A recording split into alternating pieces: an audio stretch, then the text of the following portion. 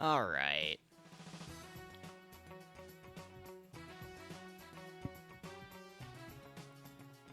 Trying to get everything sorted here. I think we're good.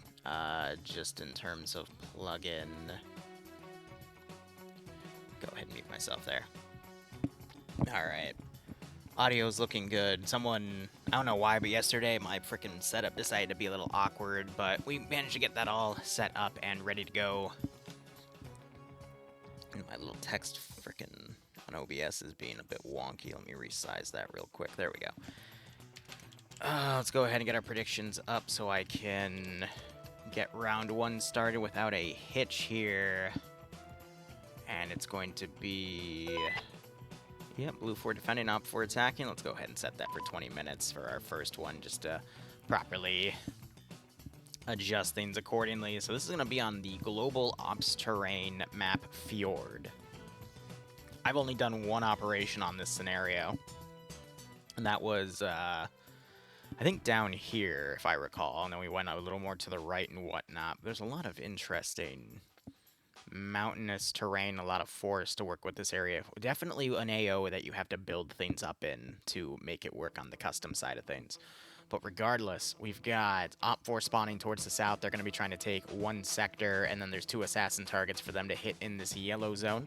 Again, when assassin targets leave that AO, they're revealed on the map for everybody, but if they stay in the yellow zone, Op 4 can't find them, so Op 4 has to sweep that entire area to get to them. But otherwise, we'll take a deeper look when we actually look at our briefing tab here. Let me give a head count of the player count, about 68, so that's standard for FNF these days, which is unfortunate. Just means it's going to be smaller scale PvP, usually a little bit of an understrength platoon versus an understrength, about 35v35, so we'll see how that goes. Usually that's enough for a command element, and then 3 squads, give or take. So we'll just have to see how that goes. But anyway, today we've got 2 rounds of FNF, then we're going to be doing a Warhammer 40k Zeus operation. I've sent that mission file ahead of time to the 5th OML to make sure that they've got the file sorted accordingly, and then we have DayZ to do tonight. I am not going to be drinking, but we're going to continue that thing from last week so I can get that situated, because drinking made me end that stream early, and yeah, I don't feel like dealing with that again. Regardless, we're going to go ahead and see what happens with this operation here. Simply put, we got some hills, wow, 100-meter difference, give or take. That might give us some early reconnaissance, though that is about that is over a kilometer, and then these big mountainous areas to the right aren't really seen. Could see Op 4 move up to this ridge and start uphill, and then try to get some overwatch from a few 100 meters away down into this area. That's only a, what's the hill point on there? It gets covered. Scrolling out, I can see it's like 90, and I don't see another number next to it. So 200 to 90, that's a pretty big difference there. Oh, it's 195 and 190. All right, so about 40 meters of difference over those few 100 meters, with plenty of room to then put your forces down. Or you could have, 2 squads move up, 1 squad overwatch, hit that, and then just funnel in and hit that other AO. Everything else is kind of flattened out, so... Shark, don't worry about it. What's done is done. I'm just here to have fun and enjoy today, because... Oh, I don't know why. I'm still a little fatigued from streaming at the moment, but we'll get there when we get there. I know tomorrow there's no Stillwater Security Solutions operation, but I'm going to be doing something else at about 7:30 because Vix is dragging me to something, so we'll see how that goes. Regardless, let's go ahead and look at this map. It's rare to find some really good snow maps in Arma 3, so let's see what we've got. I forgot I can use those buttons now to quickly get over, but like I said, it's about platoon v platoon strength. Let's go ahead and look over our tasks here. So Blue 4, they have 2 VIPs to defend, and then that sector to defend. Op 4, meanwhile, have those 2 VIPs to take out and that sector to take. Mission details here, only 850 meters of render distance, 50-minute timer. No fortify points at all, so what Blue 4 has is what Blue 4 has. Interesting. Background here, Blue 4 has installed turrets in the hills overlooking the bay for incoming invasions. A small invasion force of Op 4 is to take over the turrets. kill their leaders, result in the naval force can come in to make landfall. Okay, so this is the start of a new campaign. It's going to be bare bones in description, but I'm excited for it. Nonetheless, area of operations. Area is open hills with forested valleys and snow. Sector 1 is bunkers, turrets, fortifications, and rocks, and then the hiding zone is a sawmill with a truck stop and houses and trees. Interesting. Mission rules: HVTs may not enter water. Definition: liquid form of H2O.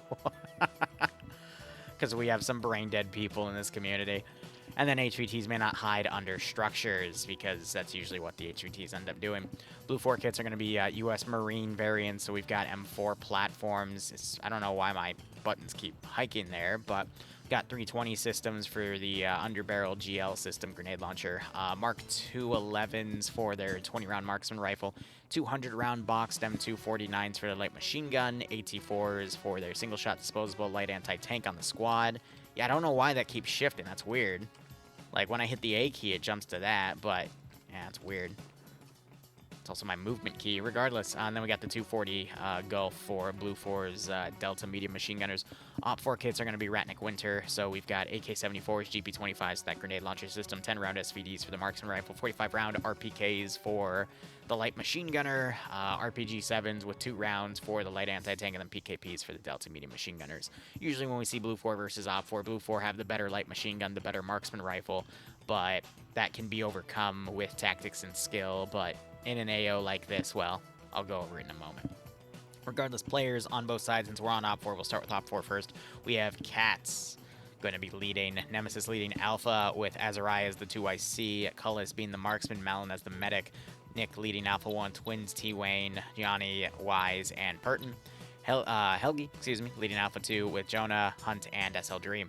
Swola leading Bravo with Tackleberry as the marksman and Eric as the medic. Bravo 1 has Ash and Banks. No, Bravo 2. Charlie being led by Bates with Hunt as the medic and Norris as the, Hunt as the marksman, Norris as the medic. Charlie 1 has Lockman, France, Harrington, and Buckner. Delta is just going to be, okay, no, it's a full group here. Lolo leading, Alexander as the 2IC, McBain as the medic, Charlotte and Curie being the medium machine gunners.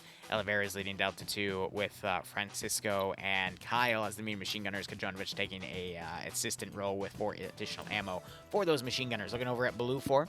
Blue 4's roster, scrolling to the top, we have Depso leading with Timek as the 2IC, Vagrant as the medic, Rolam being Alpha's lead. They're jumping around different teleports here, with Smith as the marksman, Captain Hans von Zetzur, because the name gets cut off, leading Alpha 1 with Killer Cake, Alfie, Wolf on Isle, and Hepiostasis. I'm not even going to try.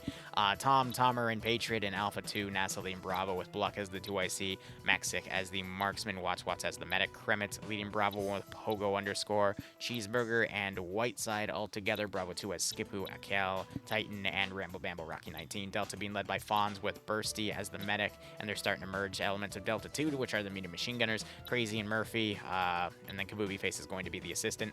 Delta 1 hasn't merged yet. That is Pierce and Goose being the medium machine gunners, with Toms and Skelbro as 2 weapon assistants there. Looking over at our AO, first off the sector, which is this really nice hilltop. I'll get to that in a second. Then we have assassin targets 1 and 2, which are going to be, actually, does it select the player? It's Vagrant, and it's Depso. So Timek has the 2IC, he doesn't matter, it's just the medic and Depso that need to be eliminated. Their positions are revealed on the map right now because they're not in the yellow zone, but let's go ahead and look at these sectors here. So first off, this sector is not that bad. I mean, we've got some, they've stuck some paladin turrets on the outside to make some pseudo turrets. I kind of like that design, actually. It makes it feel more bulky with that. Granted, you have to disable the paladins so they don't immediately explode, since they're definitely clipping into the terrain. But again, it's a nice design choice. Makes it, you know, feel like an actual gun turret and whatnot. And then since they're built in, you'd assume that there's an underground bunker facility to house all of that. But the surface of it is literally just a few bunkers, some dug-in terrain. Got some nice open areas to work with. Definitely good for grenades if you can time them right. But the sheer cliffs on the side are going to make some grenade blind throws really, really useless unless Op 4 is just charging everything up in wave tactics and layers. Now, the rest of this AO, I mean, I noted that we had this big ridge right here. Op 4, if they were to get their medium machine gunners on this ridge and start suppressing, would be really, really nice. But I'm gonna be honest, there's not a lot of room to put large groups of forces on the sides, but then again, this is platoon v platoon, about 35 v 35. So I feel like if we had medium machine gunners start opening up from here, and then a main force coming in from these forested areas, I feel like what Op4 could do was literally come in straight from the south, utilize this tree line, and then just slowly come up on the map. But again, they have to read the map for that. So they would see something like this, they would see something like this, and then this little area right here where it also gets lighter on green, which means it might be a bit of an opening. And you kind of see that there is a bit of a gap here in that, but the map doesn't really reflect that. So they might think that they have room to maneuver forces down here, but this is going to probably cost them a few smoke grenades to make that transition. But nonetheless, assaulting this hill is going to be a massive pain in the butt. I don't see Op4 doing any force splitting to make this work. But the caveat is that this AO right here, where they have to hide their assassin targets, kind of sucks. There's not really any good overwatch or elevated positions that are in the map boundaries for Blue 4 to utilize to cover their forces. It's a lot of forest to allow for Op 4 to push right in. It's just, you know, some structures and, you know, decent places to maybe have some holdouts in CQC, but that's nothing that aggressor satchel charge couldn't fix, you know? So, I don't really like this AO. I think they're just going to go all in on the hill, and Op4 is really going to struggle to take this hill. But we'll have to see where Blue 4 decides to set up their forces, because that's considering Blue 4 actually just goes all in on this hill. They might, you know, put some forces out here, do something stupid to separate their force, but I think evenly they could literally just hold this hill, and whatever comes up to them, they could just spray down, especially since they're capitalizing on how many medium machine gunners? They have all 4 medium machine gunners. They have assistance for extra ammo for those medium machine gunners. And then how many light machine gunners do we see? We've got Skipu and Kremet under Bravo. And then Alpha, we've got Tom and Killer Cake. So that's 4 additional M249s, 200 round boxes.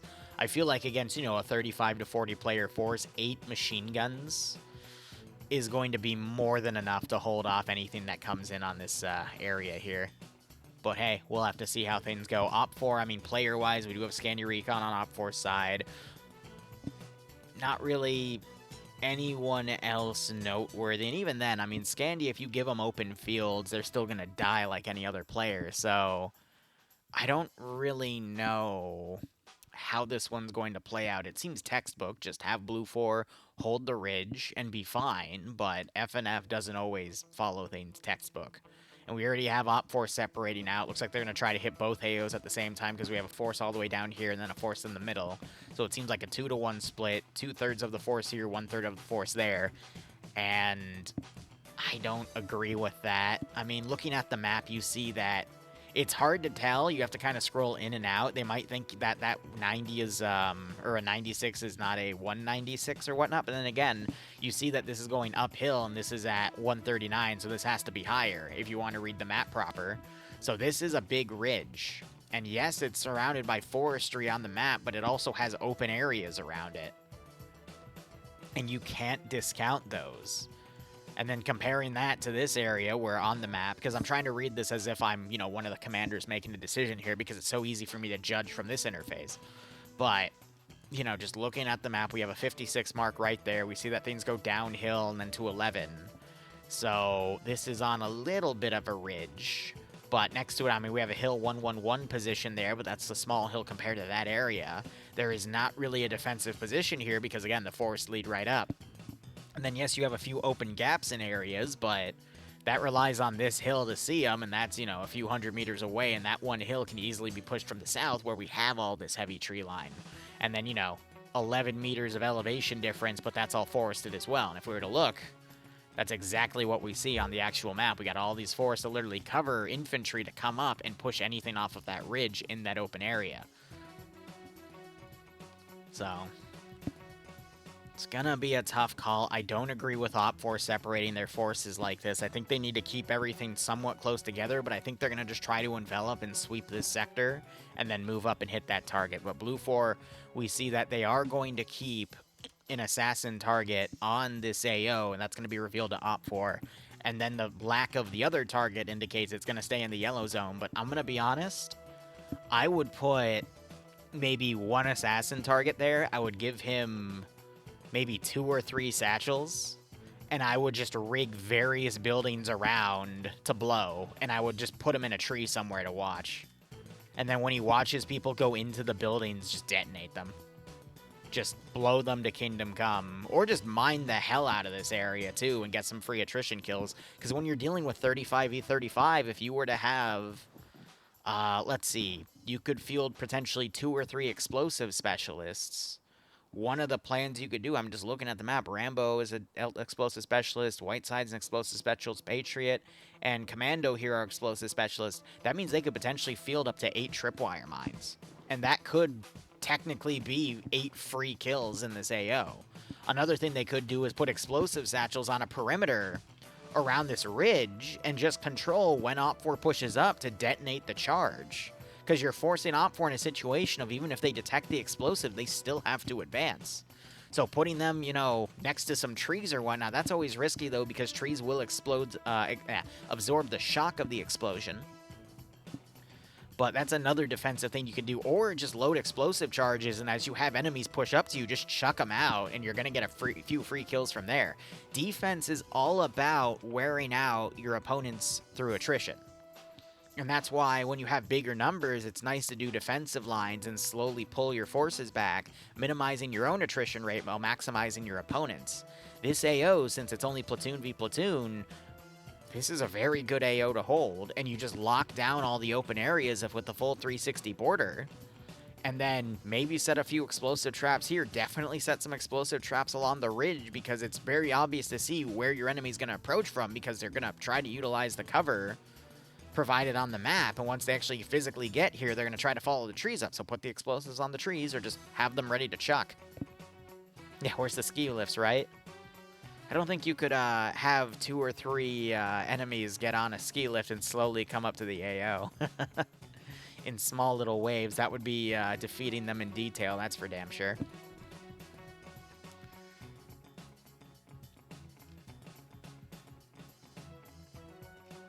Right off the bat, though, the only other thing I could think of for Blue 4 to do is, again, potentially put 1 defender in here and 1 defender in there to force Op4 to home this area, but the difference in that is if there was a 3rd objective and it was, like, tucked away in some other corner of the map, I would endorse something like that, because one of the strategies you can do as a defender is to basically drain the entire game clock. And I'm going to be honest, I hate missions like that because they completely extend the mission for way too long than it needs to be. You know, people are here to shoot their guns and shoot those guns at each other. That's PvP for you. Not walk around for 50 minutes and just, you know, have a delayed game session. But on the ones that exist, one of the ways they could theoretically drain the clock is force one of those VIPs to stay in the building, which forces Op4 to separate a group out to deal with it, while you then have a reduced Op4 force potentially push this ridge. If Op4's smart, they're going to push everything over here, deal with that, and then maneuver around, and then assault from a strong point here. Or have Delta start maneuvering, set up defensive positions, have the infantry come in, pull that infantry around, and then assault again from a position where Delta can cover from. But usually FNF does not put... they don't put their Overwatch elements in positions that actually assist the players. They put them on different pincers, and it's really weird calls, but I digress. Regardless, I think this has the potential to be a really good AO. You could definitely see Blue 4 like fortify the entire ridge side here. Hope you are having a great day. But we already see a large chunk of players just staying on the northern side for some weird reason, but we'll just have to see how they do. But anyway, Rekoneko, thank you for the 24-month resub. That gets you a silver badge. I appreciate it, buddy. Hope you keep enjoying the operations. Hope you get a nice kick out of this scenario. Ian, how you doing, buddy?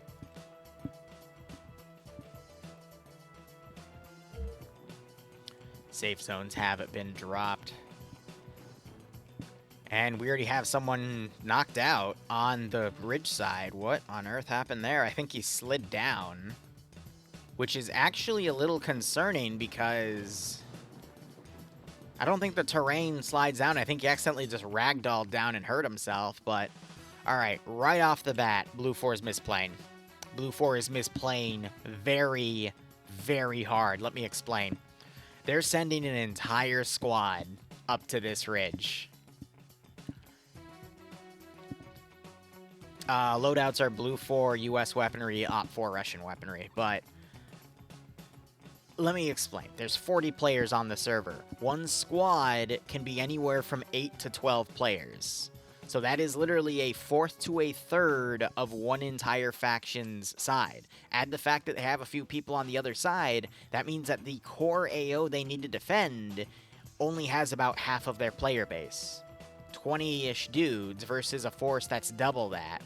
Granted, Op 4's misplaying a bit because they're separating out into 4 different groups, excuse me. But Blue 4 off the bat here is opening themselves up to be defeated in detail. Op 4, though, why? Oh. Here's what I see for Op 4. We have 4 separate squads. 3 of them pose an opportunity to set themselves up to support each other, and I believe this has to be Delta. No, it's Charlie. Why is Delta going on the ground when Charlie as a rifle squad is going up on the ridge, when it should be Delta with the medium machine gunners taking there? It's so... There's so many things wrong with this. Alright, regardless, here's what's going to happen. Bravo and Charlie are going to evenly trade. Bravo is going to win that fight.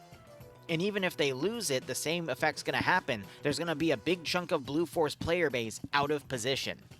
The remaining force here, this is what's important at this point. I don't know if they're going to go here first or here first, but this is pretty much 3 squads versus 2 squads and a single squad separated out. Numbers-wise, it's leaning on Op 4 right now, because even if these forces evenly trade, this force should be able to bulldoze that group. But let me go ahead and look and see if there's an explosive specialist down. There is one. It's Patriot. He could potentially set a few charges down. It's rare to see an effective explosive charge play, but when they hit well. And they do make a difference. I just don't know if he's set anything up yet because we can't tell what explosives he may or may not have taken.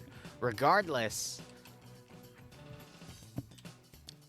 I feel like it's leaning to Op 4 right now because you could see these 3 groups converge on this AO, sweep it, and then move up and hit that spot as this force is setting up on the ridge here. I think that's what Op 4's plan is.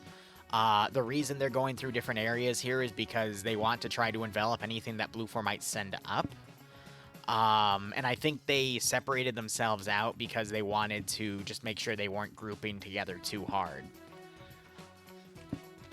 I just don't agree with Charlie being over there. It should be Delta over there and Charlie down here. But overall, Op 4, I was worried of what they were going for, but it looks like they're all going to converge on the same AO. Normally when you see F and F separate like this force is then going to run up and try to attack that area, and that's such a dumb call because they're going to go up on themselves or on their own and kill themselves, essentially.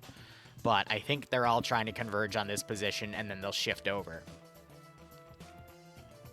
What's going to be funny is this even trade, and you can just see that, you know, Blue 4 clearly has more, and in the moment, this is the worst part about it for Blue 4, they're going to feel justified for going up here.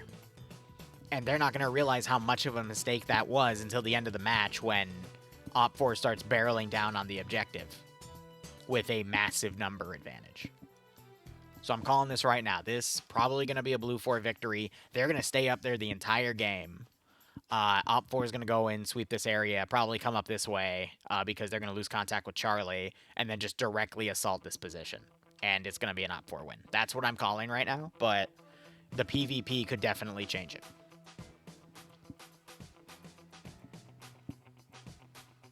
Bring back lions, flying and scaring the shit out of me for Daisy.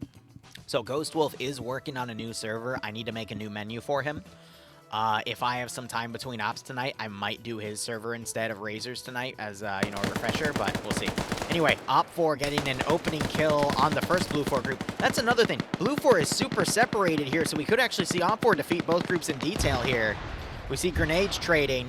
That's a really good throw. It's only... Oh, if that was a frag, though, that would have gotten a nice double kill.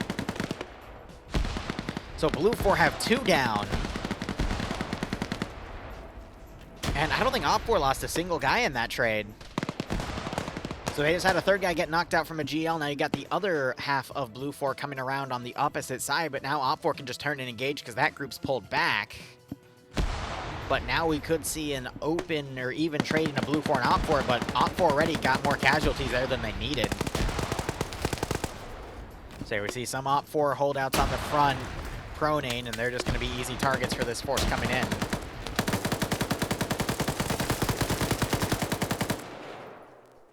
Right off the bat, another blue 4 guy gets taken out, so that was an even trade there. Pogo was able to get 1 kill, and then he gets killed off immediately. We have some guys on Op4 on front still suppressing the smoke on these tree lines here. But we have 6 versus 5 coming in, and then 3 to the north, so it's a 6v9. Nice. But regardless, Op4 could still hold and engage. What we need to see is this blue 4 3-man team come back, take this ridge, and start basically creating an L-shape attack to prevent any Op4 elements from taking cover on one side. We also have some blue 4 members of Bravo here trying to flank around south. Then they're going to cut to the right here and then hit these guys from the southern side. That's another potential here.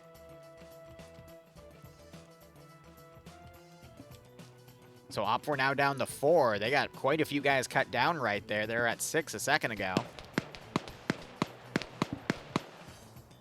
So you got some forces rolling in. Right here, this 249 gunner is going to be paramount in positioning. He just has to make sure he doesn't look too far. But right here, this is that flank I'm talking about. He's going to see these 2 guys. He just needs the prone or find a good way to stabilize his weapon. He can take both. He's moving. Okay, I think he's trying to get his buddies up here, but this was a really good opportunity to get a nice double kill there, and I think he just missed it. He's trying to get positioning with his guys instead. Now he's shooting, but there's a tree in the way.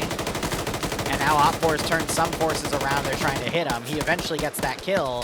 Carefully, he runs right in front of his friend there and denies him the shot. That saves that one Op4 guy down there. Now they're trying to suppress that tree. But look at that. Blue 4 lost all of their guys to the side, and now we just saw Bluck get a kill there to the Op4 guy that pulled back.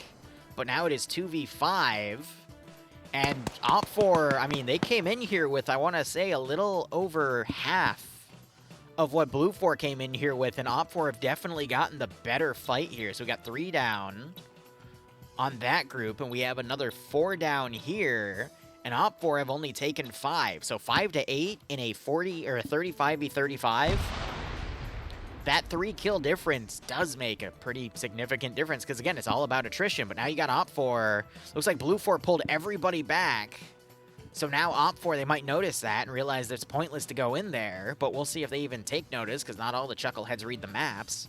But now these remaining 2 Op4 guys are just going to hunker down and wait for Blue 4 to start trying to sweep this area and get a few more pickoffs before they're eventually taken out.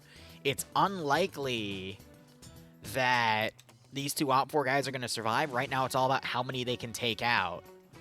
But in terms of attrition, they've done their job. Oh, look at this. Does he see him?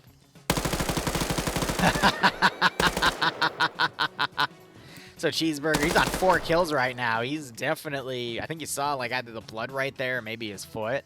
But if you really do train yourself, you can tell when people are in trees. I'm really surprised that, for example, Bluck didn't see this one guy. Because, I mean, looking, he clearly stands out. Even without the red triangle on him. That's amazing, though. Cheeseburger got 4 of those kills in that 6-man group. I mean, so if Cheeseburger wasn't there, Op4 would have probably dished out more kills. And please tell me he didn't just friendly fire a guy. I think he was just double tapping a body, yeah. All right. So who's still up here? Is it the marksman? Yeah, Hun, I mean, I think his best play right now is to stay hidden. He might be able to look around and potentially get a pick off, but if he stays right here and then climbs this ridge later, he could be a minor harassment tool later. But in CQC against guys with 30-round rifles, he doesn't really have a chance here. Maybe if he ran up and got the 249, but no. That's just a fantasy. He could potentially wait for these guys to move on, grab a regular rifle and go hunting, confuse audio ID, but that's his only real play. Meanwhile, now we're seeing the main fight. Bravo is pushing up. We see that Charlie and Delta are here. Op4 hasn't realized that both VIPs left the zone, so it's pointless for them to be here, but these guys are just going to push up and join this force. And then we have Bravo right here coming up as a small flanking force. With some well-placed grenades and a decent distraction of that fight, we could see some good grenades completely route this force out, but look at them. They definitely know Op4's coming in this area. We got GL starting to be sighted out. So they've been spotted, and now we're going to have the main final fight here. But look at this. We already have 2 KIA up here and a knockout.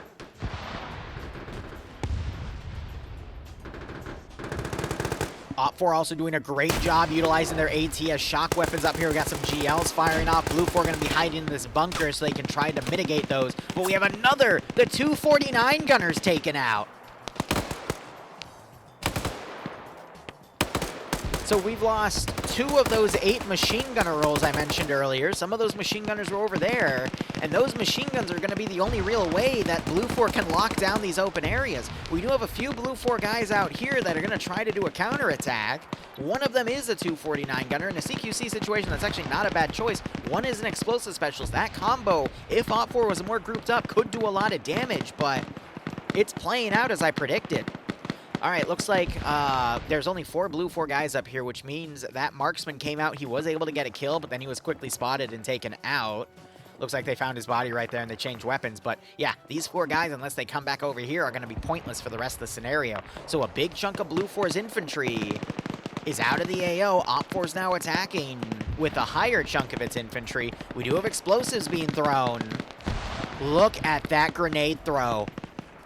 There's no way they knew he was there, but Tom just got a super lucky grenade. It just goes to show, you can whiff that. There's no way that Op4 knows where Blue 4 specifically is. That is the power of grenades. If you know that Op4 is pushing off a certain area, or your opponent, just lob a grenade. You never know what you might get. However, we do see that some of Op4 have noticed Blue 4 moving around on this side, so that's going to slow down this advance. Meanwhile, this advance all the way down here is also a bit worrisome. I think they're trying to get all the way up to the coast to scale the sheer cliff. And then you've got a big chunk of Bravo being pinned, but we have one guy, Eric, is running around. As the medic, it's always the point man medics. I despise that. He's trying to whiff some grenades up here to smoke.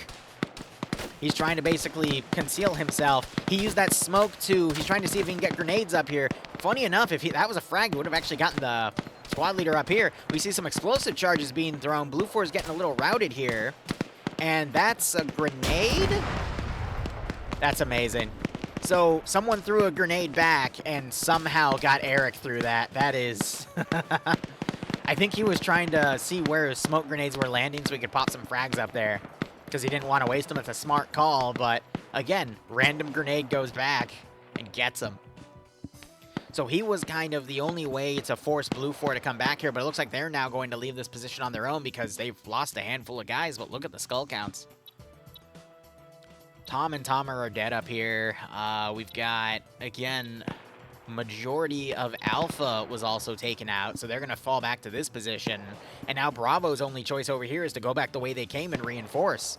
Op4 doesn't have a lot of maneuvering right now. They're trying to push up from this little coastal area, but this has kind of stalled their advance, which has allowed for a little bit of a stagnation with some of Op4's element here, but they're still forcing Blue 4 to retreat. However, that's going to put more bodies up here. Now we need to see this force carry on. Blue 4 could rejoin with 4 people, but...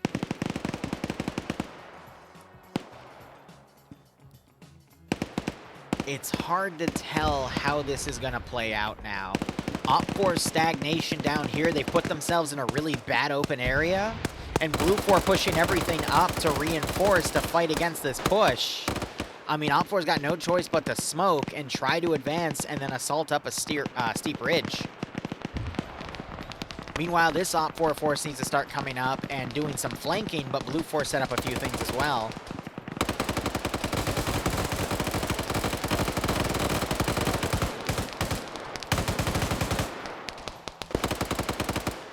So we got one Blue 4 guy returning the favor, throws a thermite grenade and almost rolls into where an Op4 player was. More thermites going in, partially blocking this area.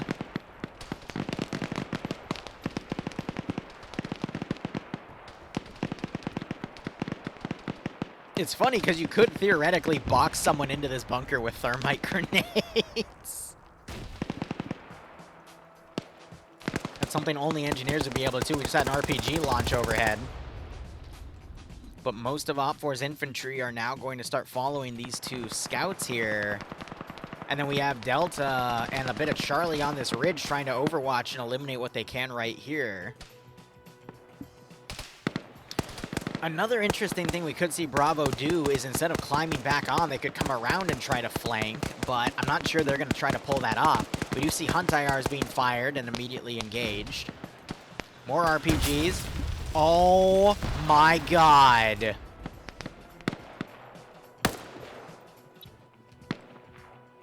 What a fucking shot, Dream. That was incredible. He just direct hit somebody with an RPG.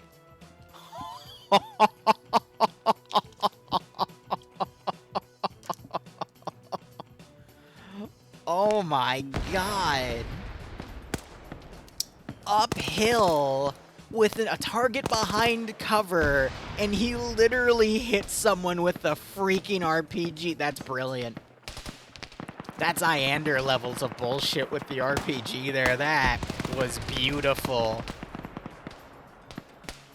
Absolutely beautiful. It looks like that's exactly what Bravo's going to potentially do. They're going to try to come down and flank this force coming up. And if they're open, on an open hillside, these guys could do a lot of damage to this force coming around. That could turn the game. But Blue Force taking a lot of attrition damage up here. One of the... No, okay, both of the assassin targets are still up, I think. Yep.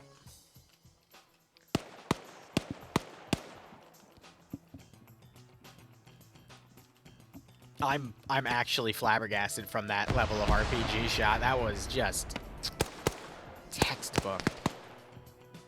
Very difficult to do, and the fact that it was uphill like a few hundred meters from God. He was on this spot right here. Yeah, so that was about 150 meters of incline, and he was still able to make that hit. Beautiful. Absolutely beautiful. All right, let's see if Bravo now pushes south and catches these guys in the open. Yep, so we see some shots being fired. That's going to slow down this advance. That's going to cause these guys to turn around, meaning that there's a lessened force coming up on this ridge, but they are getting into grenade range. That's when Blue 4 is going to be in a lot of trouble when we start seeing those grenades get thrown up. We do have a VIP coming around. We do have a dead Blue 4 guy right here. Looks like they're doing some combat looting there. We see some grenades going back and forth.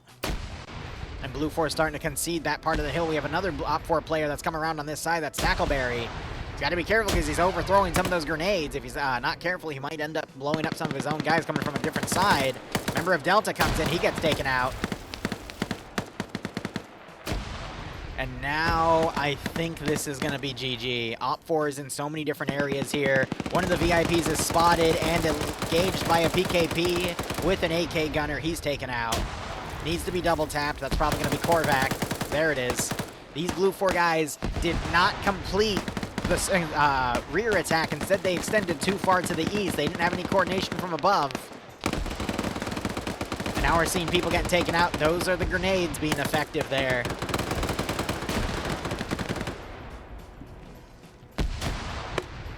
There's the second, that's the first VIP's confirmation of being eliminated. Second one, Vagrant still fighting for his life. Grenades going back and forth here. Some Blue 4 holdouts in these bunkers. We still see that some Blue 4 are trying to hold lanes, but we've got Op 4 coming around in the bunkers and taking them out. Dream getting another kill there. That's his third. Final Blue 4 player in this defensive is the VIP. He quickly gets spotted and taken out by this one RPK gunner. And the sector is now being taken. Both VIPs eliminated. Blue 4 only has 2 people left. It's GG. I literally called it. And that is why when you are only playing a platoon on platoon, you do not send a fourth to third of your force on some frivolous area that has nothing to do with the objectives. Every time I see that, they lose. There's very, very rare exceptions. Those are literally what I like to call Pierce plays, because even Pierce is right twice a day. Like a broken clock. But, you know, the only way that plan would have worked is Op 4 decided to put their entire force up here. That way, Blue 4 could have set up a nice defensive line, potentially gotten some early kills through attrition, but the odds of Op 4 putting all of their force in one area are very low. But good God, when Pierce plays are right, they're right. And it's the funniest thing to see. But anyway, sector is about to be taken. That round was 20 minutes long. I think that was a great warm-up round for everything. And there it is. That's GG. There it is.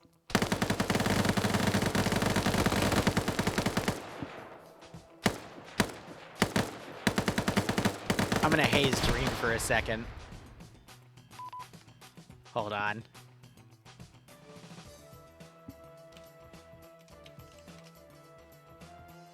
Where is he?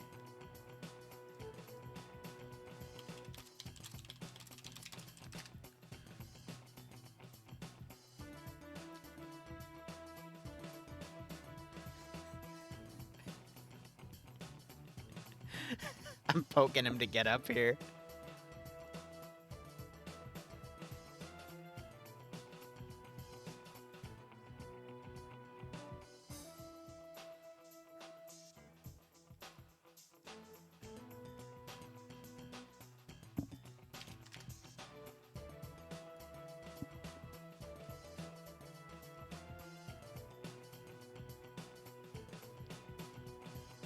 I think he's AFK. That's fine. I'll start prepping my stuff. We'll be right back. This gives me an opportunity to do this.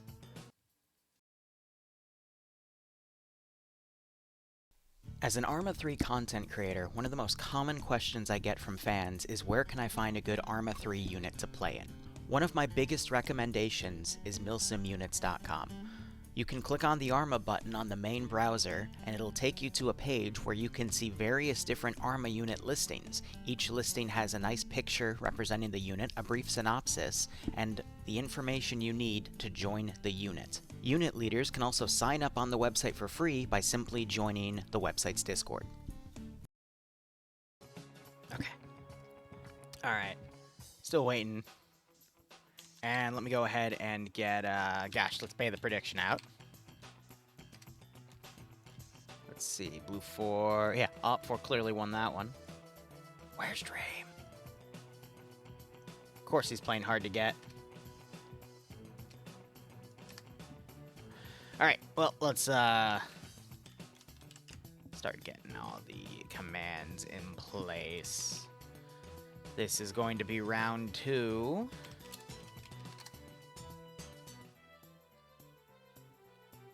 What do we got for round 2? Let me go ahead and move my interfaces here. It's a 2-sector and assassin. Alright. Op 4's attacking again. Getting 2 green 4 sectors and an target. And there's numbered. Okay, there's a lot here. Op 4 has a 7% numbers advantage.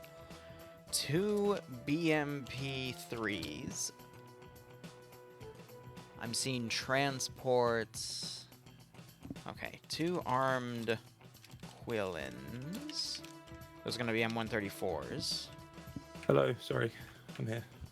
Dream. Alright, I want to haze you, alright? Do you know what you fucking did?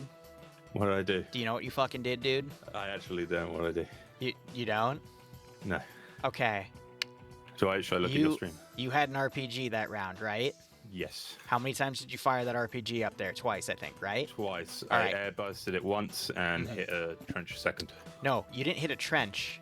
You hit a dude square in the fucking chest and killed him, and then the blowback knocked the guy behind him unconscious, and that was probably one of the sickest RPG. That was like Iander level. I immediately thought, oh shit, Iander's playing. No, it's you with the fucking RPG down there, and I'm like, holy fuck.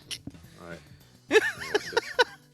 I just want to let you know. Oh my God. You see it? Yeah, you literally blow a dude away. It's the funniest fucking thing. The first one, I'm sitting there and I'm like, That one you whiffed, but the second one, oh yeah, my God. The first one I was like, I'm downhill, I shoot uphill now, this work.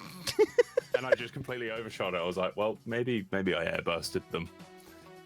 And then the second one, Cat's next to me, just went, yeah, it's 400 meters. So I was like, what? It's that easy? I guess I hit someone's. That's Jesus Christ. That was. You literally blow a guy's chest out with it, dude. Alright, I just wanted to let you know. There you go. You've been hazed. Yay! Hazed means something different, I think. But Oh yeah, it does. No, I'll actually fly over and haze you later. Don't worry, buddy. Oh, You're still getting bullied. Not again. I know. All right, Yatori, get back down there. Don't call me a toy. Well, my chat is.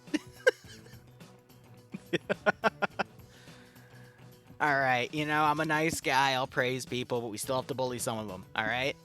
Keep them in line. Regardless, Green 4 has 2 BMP 2Ds, which means they're up armored a little bit, but they can't float on water.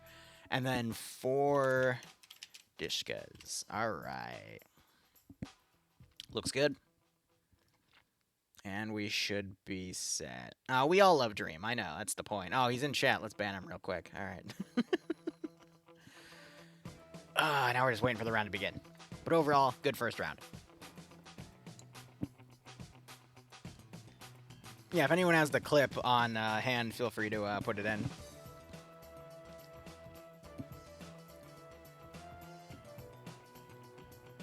But like I said, today we're going to be doing 2 rounds of FNF, and then, yes, 2 people link it immediately.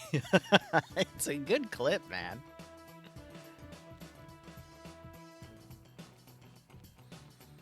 Oh, real quick, got some IRL thing to text back on.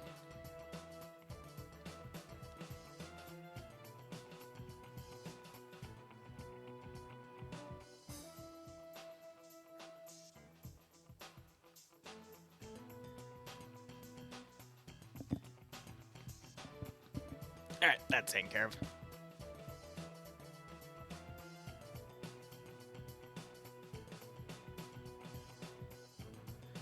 Oh, there's drama going on? Great. Ain't that funny? Oh. Alright, we jumped up to 75, so it's going to be about 38 v 38, not including number advantage. 7% is probably going to be like 35 to... No, it would be higher, like 35 to 38 or 39, something like that.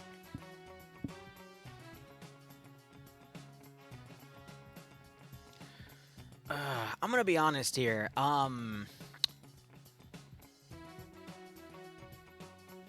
Does Green 4 have a mat? They probably do, because this is a vehicle fight, yeah. So, Green 4 don't really have... I mean, they have a van, but that's the only thing they can really do with medium anti-tank. Meanwhile, Op 4, I'm assuming, has a mat team with Golf. Yeah. Or Echo, excuse me. They got a full one. So, they've got an unarmed Quillen they can use. There's no reason to give them the armed Quillen, because, I mean, if they're medium anti-tank, the 134 isn't gonna do much. But we'll see if they realize that. I'd say there's a decent chance they actually take the armed one, but they shouldn't need it. But regardless. Because, with a Quillen, you literally just have an open seat. All you have to do is put the medium anti-tank gunner in that open seat that turns out, and he can use the launcher from that spot. So if you get pushed by a vehicle with a gun on it, which isn't going to matter because the only 2 vehicles that have guns on Green 4 are going to be those BMPs, but let's say this was a different scenario and you were pushed by a Humvee, you just need your medium anti-tank out, and just not to miss. Which means if you're just driving straight and you're actually, you know, focused in and reacting properly, you'll be fine. But, you know, some people are silly.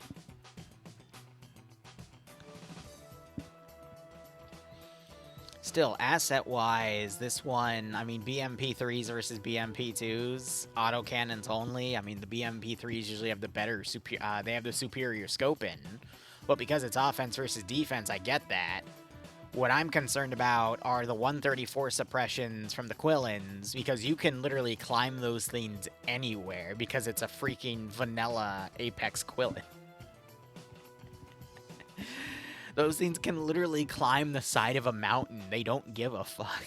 Vanilla vehicles are just wild. Like RHS or Cup, you put them on a steep incline, they will literally tip over, especially if it's an MRAP. Hell, if you take a turn too hard on an MRAP past like 35 miles an hour, kilometers an hour, you will flip that thing. But vanilla vehicles, unless you have Ace or some other weird mod that somehow negates it, like we did in POG, which I don't even know how that happened, but I digress. They will literally just climb a steep incline like there's no tomorrow. But right off the bat, I feel like both sides have good assets, but it's going to be all about how they position them. The last asset we fight, I think we saw last week, where it was both sides had autocannon vehicles. It was BMPs versus LAV-25s. The defenders had such superior autocannon positioning that it was a bit of a slaughter in the beginning. And then the MAT team on the attacker side completely whiffed their job, which was also kind of annoying to watch, but we'll just have to see how today plays. Yes, Sereno, I think, is the vanilla asset retexturing of all the buildings on Serrani. So it's going to be that same mountainous terrain. Okay, I almost had a heart attack because that previous AO was, I think, around here. This area. And for a second, that area looked like that area. I'm like, are we just having a mirror match? But no, we're good. So we've got prison markers here. I assume we'll figure that out in the briefing. Let me go ahead and put my prediction up. Op 4 going to be attacking. Green 4 going to be defending. Let's go ahead and just take this, and then I can just change blue 4 to green 4. And this will be our second and last match we cover today, because I have to get ready for a 6 o'clock Zeus, and then we've got Daisy after. And if I've got a bit of time, I'm going to make a new menu for Ghost Wolf server, and we'll try something new for Friday, because we did release a DayZ video tonight. And I'd love to get some new people on to watch that stream and see what all the old guard does to torture me. Plus, we still have to fund that 24-hour stream. And I'm letting... I'm extending it from last week, because last week we ended prematurely. But regardless, we got a lot of map markers here, so clearly there's going to be a lot of plot. I'm going to be honest, if this is a very long plot, which it looks like it is going to be, because... it's... whatchamacallits...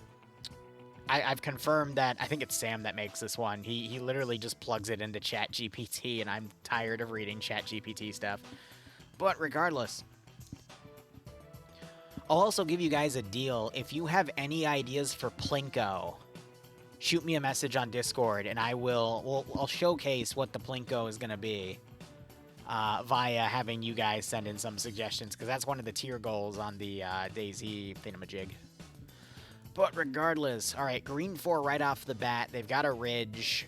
Put the vehicles on the ridge. Lock down these areas. They should be fine. Op 4 might just have to go full hunter-killer on those vehicles, to be perfectly honest, because there's not really much else they can do. We have some water areas here, but it's BMP. No, Op 4 attacking have BMPs, BMP3s. Green 4 have the BMP2Ds, which can't use water. So technically, Op 4 could sneak them around, but we'll just have to see where things are positioned. We got some prison markers here, so we'll just have to see how that plays in as well.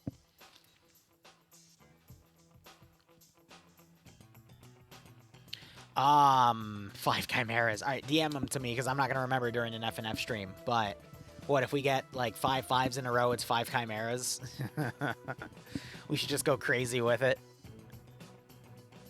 But if Ghost Wolf's here, Ghost Wolf, how many slots do you have on your server? Because we totally could. I remember last time it was a 4-slotter, so that would be interesting. But I gotta message him and ask if it's ready to go anyway. But I think he also said it's like 3. He's only available 3 to 8 today, tomorrow, and Sunday. So I don't think we could actually do it on his server, because I do have the Zeus op. So I might have to retract that statement. Let me check the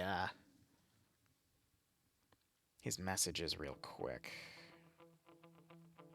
Shrimp costume for Plinko. I'll consider it.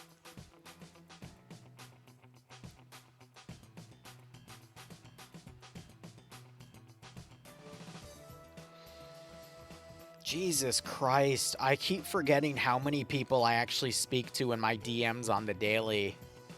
I'm having to scroll through so freaking much. There he is. Yeah, only a day ago, and I just had to scroll for like a few moments. Yeah, so he's only available 3 to 8. So we'll find some time. And he's typing right now, so he's in stream, the goober. You're 60 slots? Oh, God.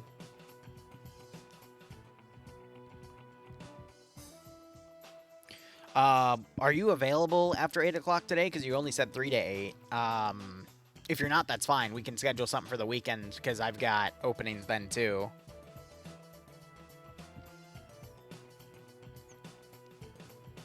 But he's typing in my DM, so I'll let him answer there. 777 for 5 T-Rexes. God. Okay. All right, I'll let you know then, buddy. We very well might be able to do it today then, or tonight.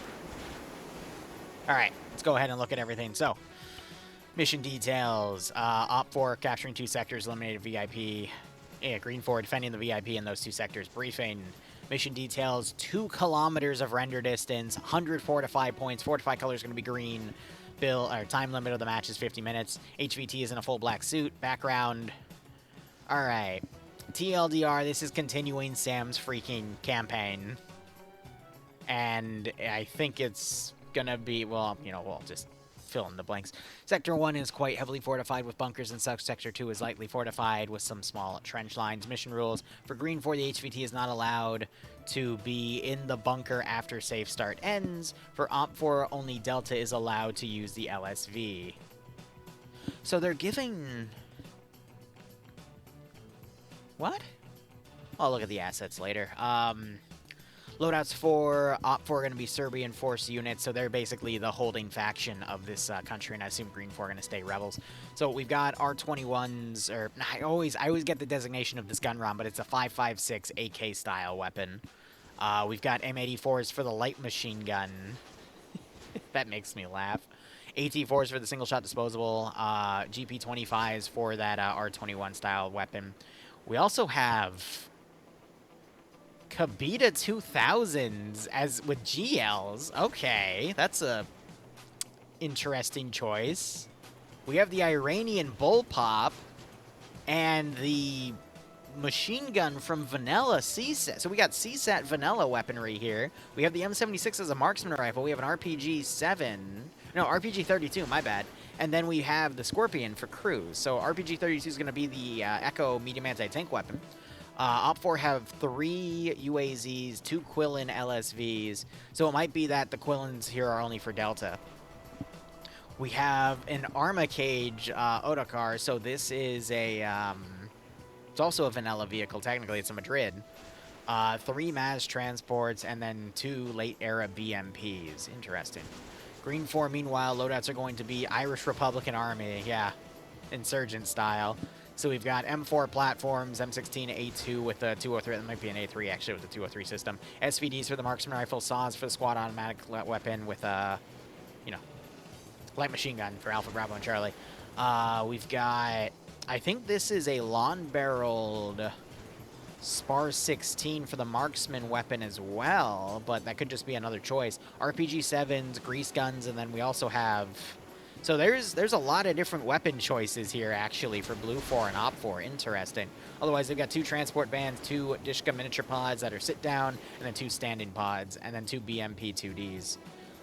Both, I think, are going to be mirrored in terms of ammo. So 195, and then 1,000 versus 2,000. But the BMP 3s have the front little corner guns as well. And they were used last round to great effect. All right. Otherwise, we have a fully built-in bunker right here. Oh, awesome. They've got actual images of the sectors. We have a really nice internal bunker here. That is one of the sectors themselves. And then we have some nice wooden built-in positions here as well. That is quite nice. All right, and that includes both of those. And we have some little outer areas here. I love it when they build these custom ones, because it shows you just how you can build stuff. So it's literally made out of wood. And then you've got sandbags and then some solid pallets here for ramping and whatnot. I always like to steal those for my missions. Otherwise, the second sector is just this little position over here. It includes this little building as well. And it's just a little encampment. But it's on a really nice defensive position if they wanted to fortify around it as well, because that's a lot of nice open areas. We have an open ridge on the side. And this is including some of the spawn points as well. And then we've got some built-in bunkers here. Actually, just some modified foxholes, I'd say. that can just fit more than a single person. Give me one moment because we do have another person for the multi. So let me go ahead and get that added real quick.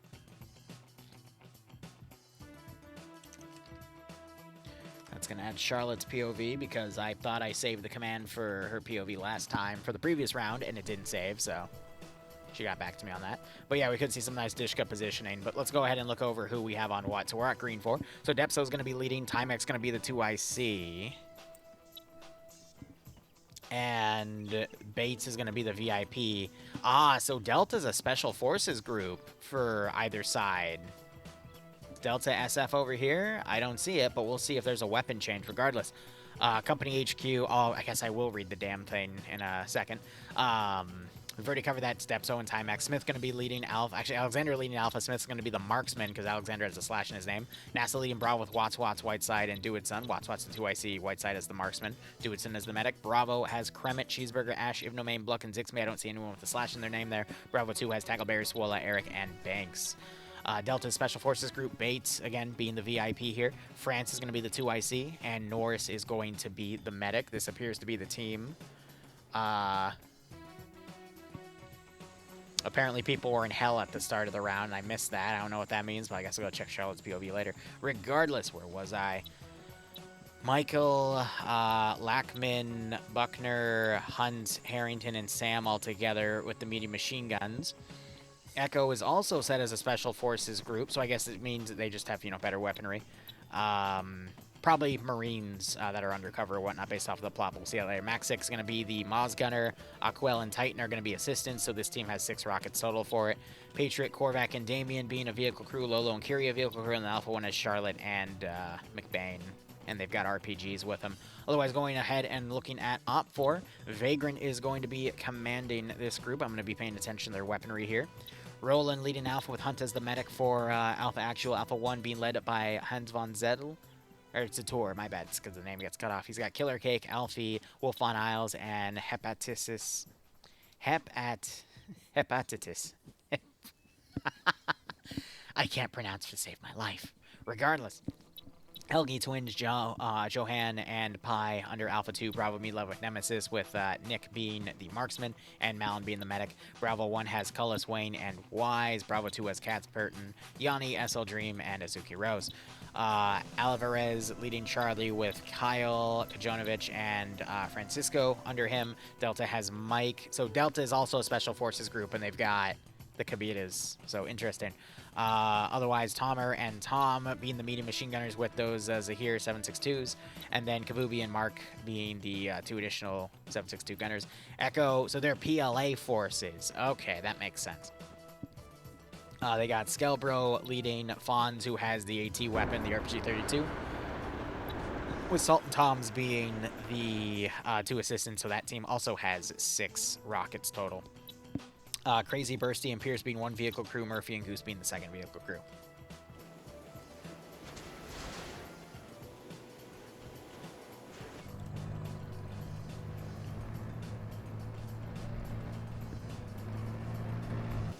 Alright, I guess I'm gonna have to read the damn...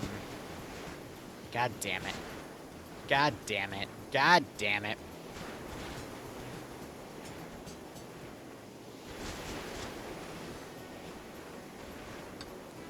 I'm gonna get low so I don't hear the wind. The United States Marine Corps' first attack on the eastern defensive line was only partially successful, as they only captured the checkpoint and were forced to retreat after attempting to assault the 2nd position. However, they did manage to inflict heavy casualties on the SAF, which in turn made them retreat further west. So by the time the U.S. Marine Corps got reinforcements to attack that position, it was already clear. At the same time that was happening, there was another company pushing the south in order to secure the prison that was holding the Western civilians prisoner. The company commander knew that they had to capture the prison quickly, as the militia leader had informed them that the prisoners would be executed soon. The plan was simple, and as such, they started the assault before the eastern push. Feels like it is written in though, because there's graphics, or they're, whatever. Anyway, not graphics, frickin' grammar. I can't even English now. Great. Fuck. Anyway. The plan was simple, and as such, they started the assault before the Eastern Push. They were expected well-fortified positions and were ready to fight tanks and such. However, the contacts they had were small recon and anti-tank teams, which were dealt with quickly. Yeah, I can't even English for this anymore. Good God. As they were arriving at the prison, they saw large smoke clouds rising up, and once they got there, they realized they were too late. After further... Hold on. Oh, no, it's just a safe zone dropping in 5 minutes. I thought that was an admin message. After further inspection of the prison, they saw, I'm assuming that says saw, Chinese MREs, boots and canisters with Chinese text that translated to nerve gas. Oh boy. The company commander, after seeing the atrocities that had taken place and the evidence left behind, came to the conclusion that the Chinese are gassing the Western civilians and then burning them. Similar to what the Nazis... Okay, alright, great, awesome. Cool. So we're having Chinese ethnic cleansing on this map now. There's so much. There's too much. And then just, P.S. none of this lore ever written has been done using AI. It took me a few hours to write this. There's so much. Alright, TLDR. The U.S. Marine Corps pushed east the first SAF defense line. They also found evidence of war crimes in the first prison. Now the SAF plans to attack the militia base with the help of Chinese forces, special forces technically, and the CIA operatives within the defensive Green 4 group will help the militia. Okay. And they have all the prisons marked. So this prison, is there any nerve gas? Where are the bodies? Where's the nerve gas? I want to see it. We have a... What? What? Okay. What about over here? Where's the, where are the bodies? Come on. If you're gonna put it in lore, I want to see it. It's in the AO, therefore...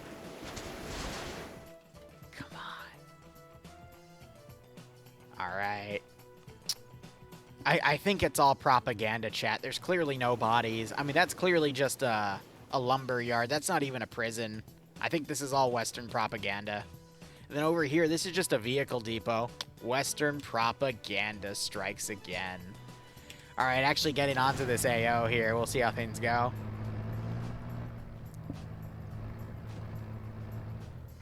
Regardless, let's see how things go. Green 4 are utilizing this ridge here. And then we've got this forward sector. I'm going to be honest, looking at it from a map perspective, and then looking at it from an actual on-the-ground perspective,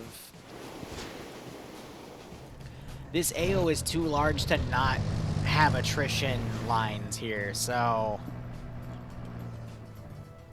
Cranking render distance up to maximum, I think one of the best bets Green 4 is going to have is to utilize these ridges to set up their vehicles to basically plink out whatever comes in. However, the risk of that is potentially having to deal with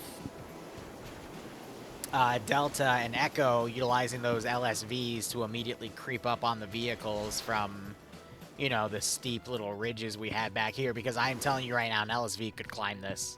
It's ridiculous to watch, but an LSV could climb that pretty well. Regardless, checking our times here. Yeah, no, we'll have time. So we'll have time to write up a document for Daisy if we did it on Ghost Wolf server. That's what I'm trying to approximate here, but they also get signs for all of these positions as well. Got nice shots of the bunkers and everything. But I appreciate how this is done. It's just very, very large for this player base to be doing.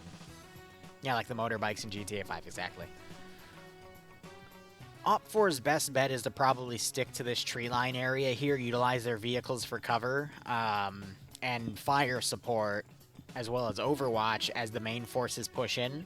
Echo, probably their best bet is to completely go around the AO, deploy on the other side, and then just see what they can sneak into ridge to ridge. The risk with that is that does put them very close to the objectives themselves, but again, in a 40 v 35, which is about the numbers we're seeing right now, I think utilizing those LSVs to get on really high positions and then just stay low and only have your AT gunner come out after someone else gets him arranged to a vehicle is the best choice to make. Green 4 just need to put their forces out, make a few defensive lines, and be ready to pull forces back. But this is going to really rely on who has better vehicle coverage. This AO is even more open than the previous one, so it's going to be all the more reason to really rely on your vehicles covering, because these defensive positions, especially statics, a few AP rounds ranged in is going to kill the static and the gunner on it. And again, with this being like a 35v40, every player does count. It's not going to be like OFCRA yesterday where, you know, the attacking British lost an entire platoon in the first 10 minutes and then still won the game by the end. This one is definitely going to be, and all players are going to be very important for this scenario.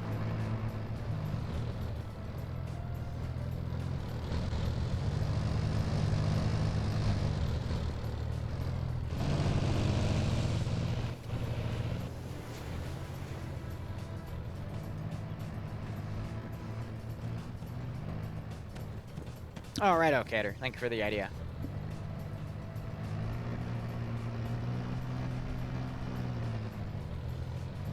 So we see Op4 immediately dismounting most of their forces. They're going to utilize the green to go in, and let me guess, this is Echo. And they're going to go around. Yep. I don't understand why the gunner isn't in the gun seat, but whatever.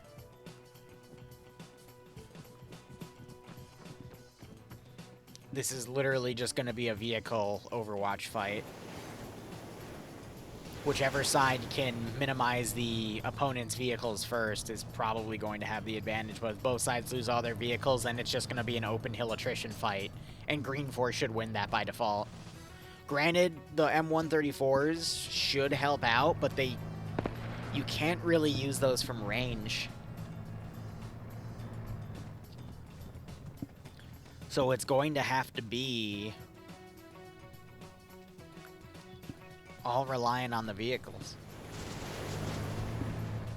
Those mountains are bulbous. Killing Owl, I disagree. I thought that two-man pack crew did their job really well. So well, in fact, that when they tried to leave, one of them tripped and followed and insta-died. So you got Green 4 looking over all their defensive lines.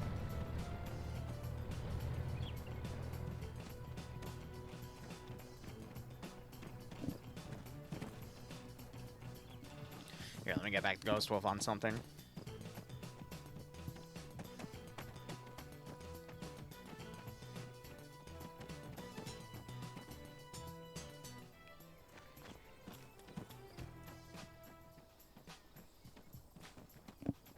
Alright. Cult of the Pack 40, yeah, something like that. Green 4, I agree, they are spread out pretty thin, but they have a lot of open territory to maximize. They're literally just trying to watch for where Op 4 is going to come from. Speaking of, what is Op 4 doing with their medium anti-tank crew?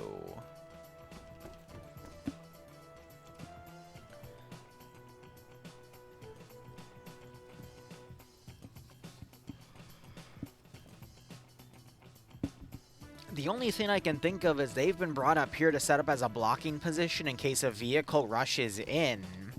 Or... yeah, because they're looking over at Op 4's line. They're waiting till Op 4 actually get boots on the ground and then potentially take fire from an enemy vehicle to then call this team in to flank it.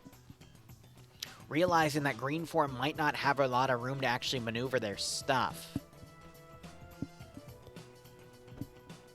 But the fact that they're here shows that they want Green 4 to stay close. Huh.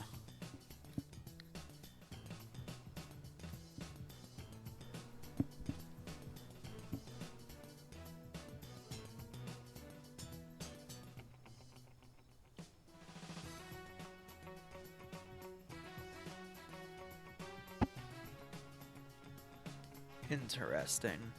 It's going to be a slow game, though. Because Op 4 are going to be climbing the ridges here. They're going to be putting their BMP3s on these hills to try to get some very far overwatch. When they realize that there's nothing for them to go hit, they're going to have to come down and then come up to this next ridge. Where's Green 4's medium anti-tank at the moment?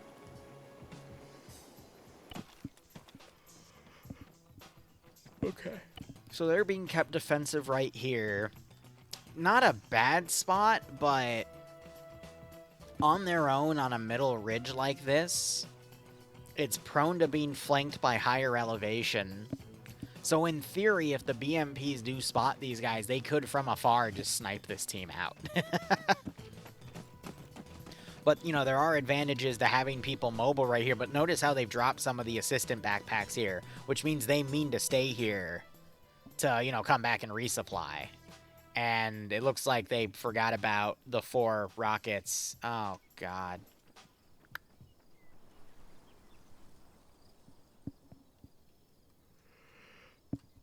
They just left 2/3 of their ammo up here.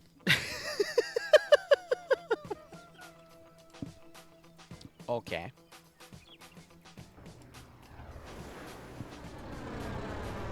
So I'm curious what they're going to be able to see from up here.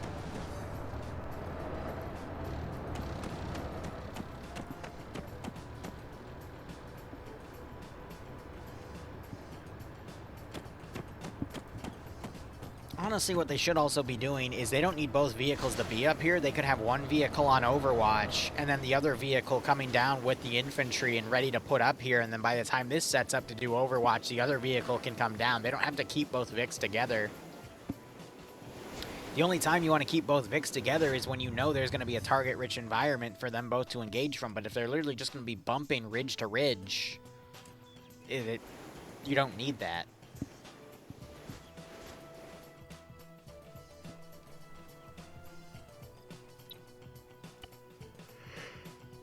Oh, I thought you have this, but let's see. BMPs, yep, they're still within 2 kilometers, so they might be able to spot them from here, but then you got the medium anti-tank for Op 4 still sticking around in that town. I'm curious to see what their orders are going to be for later, but we'll just have to wait and see.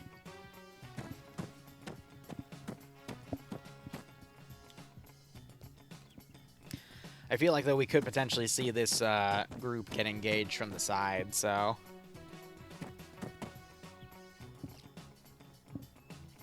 Oh, wow, I got quite a few people DMing me about Plinko ideas. I appreciate it, guys. But, yeah. I don't know. I feel like, and this is just personal opinion, I feel like FNF, if they were to do smaller matches that are more arena-style, and then leave these bigger AOs for when they get that, you know, 126 player base back. They're doing a Soon event this weekend, which I'll be covering on Sunday, which is 120 players. I feel like that's when they could do these big AOs.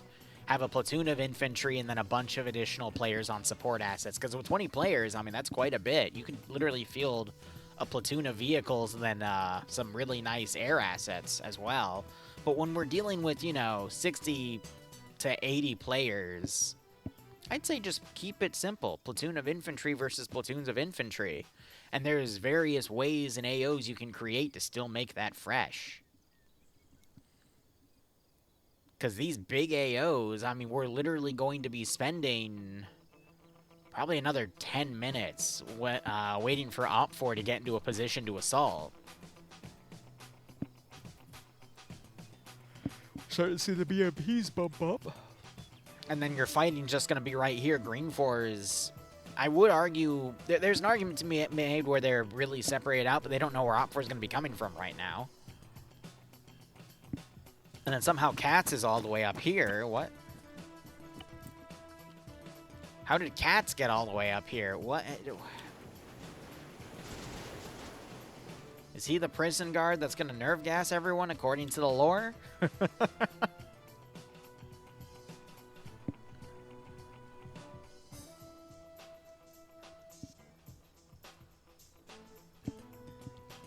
Oh, but either way. I don't know how he's not technically lone wolfing there either, but maybe the spawn glitched and he somehow ended up over there again. I have no clue.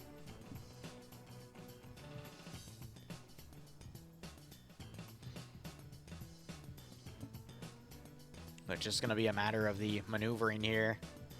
Green 4, I think once they realize where the main force is coming from, we might see some forces come back to either reinforce their main line, or we might see forces come around to flank. We'll probably see Echo also branch out, but again, they left their backpacks up here, which shows me that they intend to push back to that position. But they've only got 2 rockets, and they've left a majority on this hill, which is open to what's coming. So, I don't know.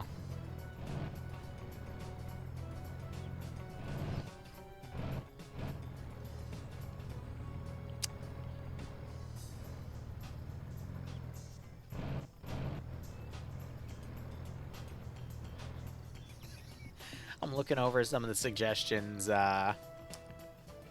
we have here.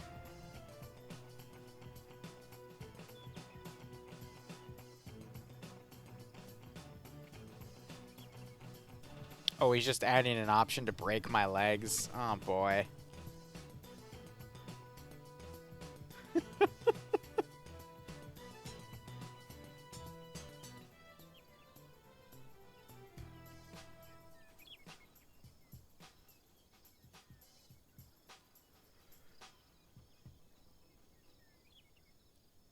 What the hell is a gorilla? Why are there gorillas? And they literally call the cocaine bear unvariable crackhead. Frickin' animal underscore Ursus Arctor underscore crackhead. Christ.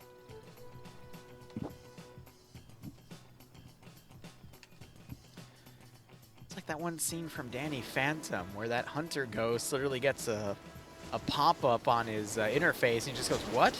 Gorilla attack? So the silverback beats the shit out of him.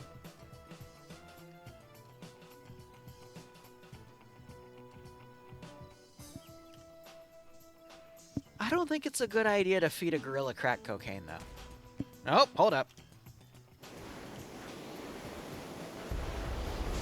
So AT fired, and it was way off. I think they might have been trying to fire it at the infantry up here. You have a Dishka firing, actually got a knockout immediately on the point man. Now Mr. BMP is about to come up and make Green 4 question their life decisions. I'm waiting for it.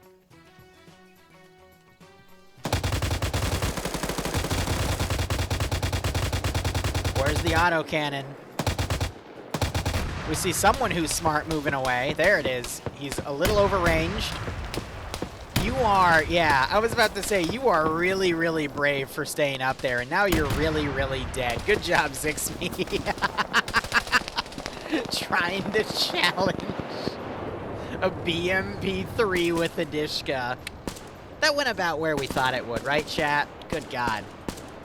Meanwhile, I want to see if Echo's going to push up and grab their rockets again. Speaking of rockets, another one is fired. And it is short.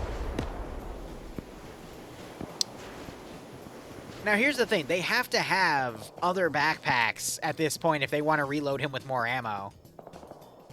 Because they dropped those other backpacks up there. Autocannon rounds going in. Rocket is going to be hitting a tree.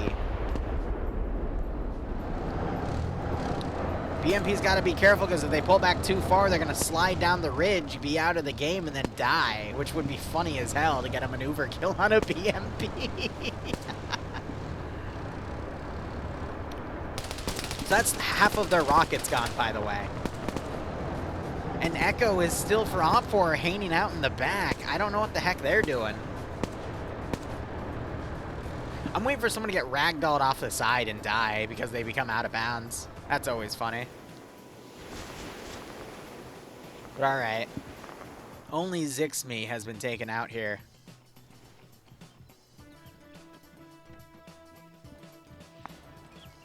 And again, it's going to rely on Op4 to actually push up. Where did Katz end up? Because he's not there anymore. Katz is now over here. What?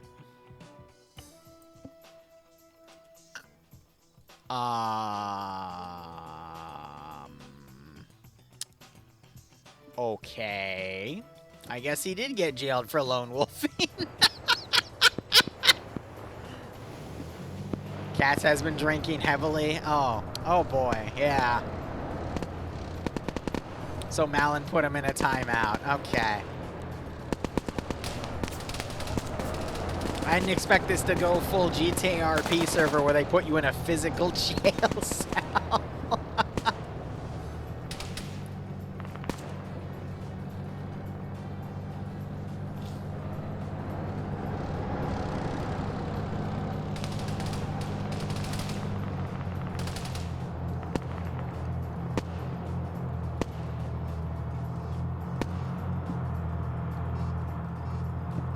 And then you got company command coming up in the back. BMP, meanwhile, engaging on the ridge. Rounds are way short. I wonder if they're actually trying to use the Dishka to pen a BMP3. I don't... What's that you would know?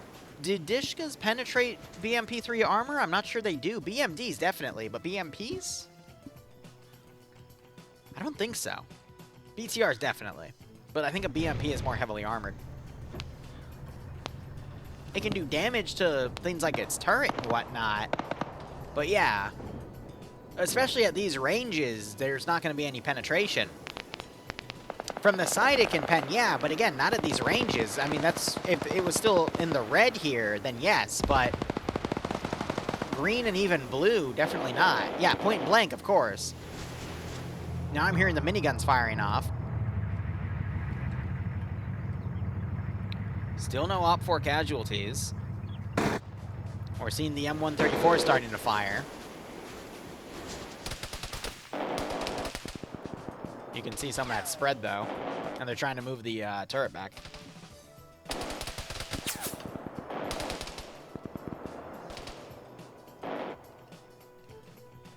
Oh, shut up, Ian. Can an RPG even detonate at that range? Yeah, so at 700 meters, it's literally at the maximum range before the RPG warhead auto-detonates at 700. But hey, let's see. He's gonna be way short. Yeah.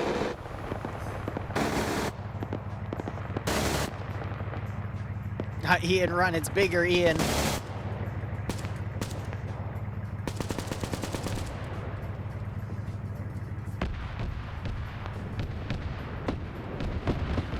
You got the BMPs starting to take fire from the hostile BMP2s. A little bit of damage just got inflicted onto this one, but it was minimal. Meanwhile, the green 4-1 has Curie and Lolo, and they seem to be advancing now. Now we see that medium anti-tank team for Op4 is on the move, but where are they going to go? You got the other BMP starting to engage some infantry. Their shots are a bit short. Bravo also firing at them. But the rounds are landing late, and it's not doing any damage. Certainly getting close. We can give it that, but...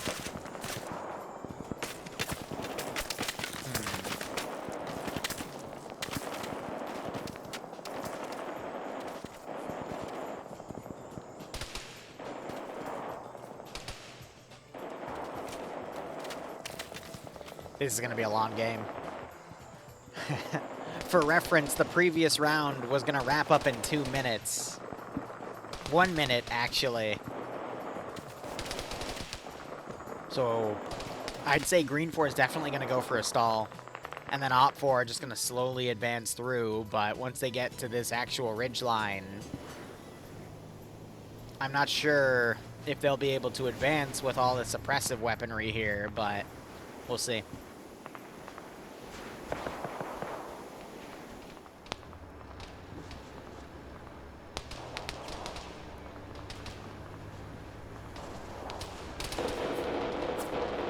I do appreciate the vehicle crews are trying to get people out to get some ranging down, but they're immediately suppressed and forced to back off.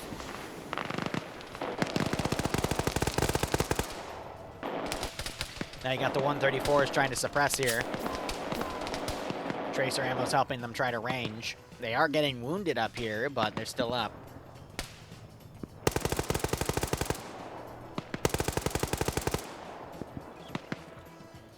Oh, Killing Owl, don't say that. That makes me want a nap.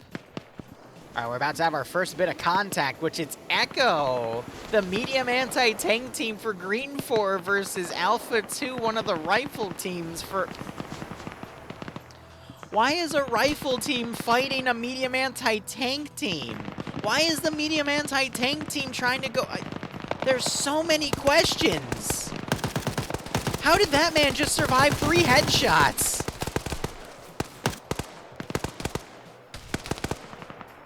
All right, 2 down for Green 4, 2 down for Op 4, 1 down for Green 4.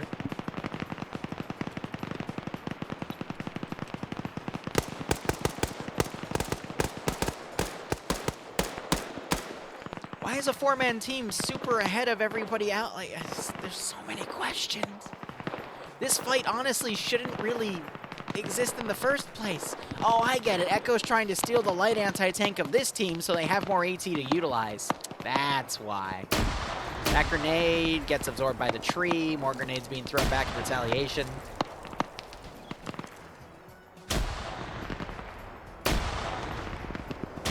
I feel like Echo threw one of those grenades. He's double tapping some of the bodies. We've got another group moving through. Where's the Overwatch security for this? I thought Bravo was doing that. Bravo's missing out on some really juicy suppression here. They're too busy focusing on the element all the way over there to realize there's a bunch of people running through the open right here. I think they see it now and they're going, oh shit, well, I don't have anything. So Maxic now running back on his second kill. I still don't understand why Echo's all the way out here in the brunt of the infantry push, but I guess no more medium anti-tank for Green 4. Meanwhile, we have an element of Alpha now flanking around as Op 4's Echo team goes. There's so many weird calls. What is going on? They got Company HQ charging up. He's trying to pop some smokes here to cover his infantry. I actually do like that call. That's a really good call. So this is going to basically help them to not get suppressed by putting down a massive amount of smoke cover for him. That I appreciate. Funny enough, though, that just means that Echo... Again, 3 people still up for Echo are going to be able to harass more of Op 4's line right here. They already picked off an entire team and a guy on another one. How is Echo being more kill positive as infantry rather than vehicle killers? Like, what is this lineup?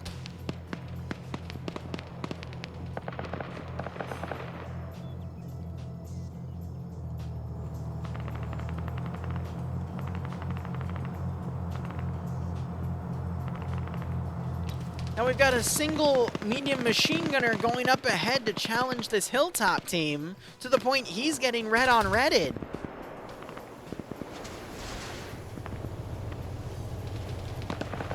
So all of the infantry are mounting up in the vehicle, and you just missed a point-blank shot. Are you... How did you miss?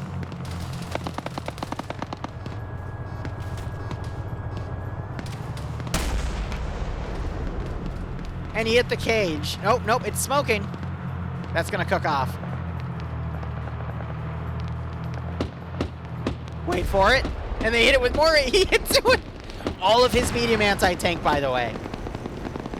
And again, he somehow ends up killing ground command and a bunch more infantry with it. So Op 4 are down a third of their infantry, but they have both their vehicles. And the Mat Gunner... Now they're getting green on green by 2 different sides. None of those kills counted for him, though, but...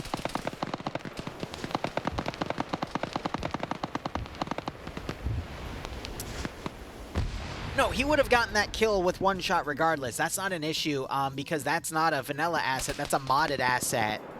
Retextured from vanilla, but with its property changes from 3CB. So it's compatible with Friday Night Fights, or excuse me, RHS, but in, you know, FNF balance. So they used the Dishka to also smoke out a Quillin. And that one...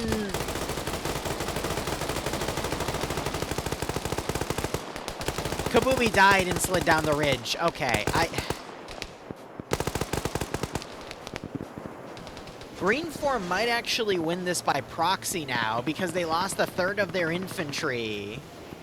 And just because you have the vehicle advantage now, even though Green 4 doesn't really have any AT now to deal with these BMPs, but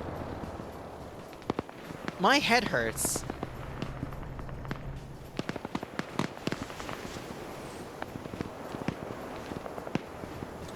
We could still see this team come up, bulldoze, take out that BMP, and then defeat Green 4 in detail, but Green 4 deleting a good chunk of Op4's infantry already.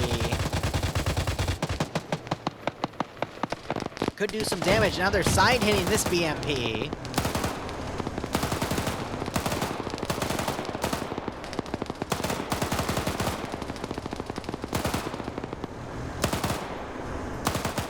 He had an angle and then he turned away.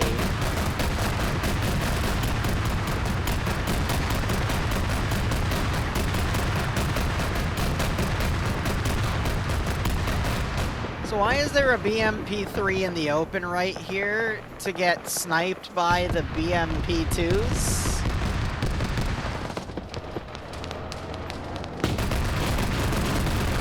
Now the other BMP just smoked the...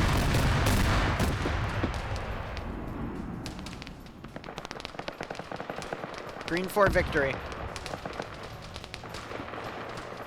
Green 4 victory due to such separate infantry placement. You'll see Op4 have a shot here. They take out the BMP-2. But attrition-wise, can that force still sweep the entire... It's... What is this? Why would you have them both in the open like that?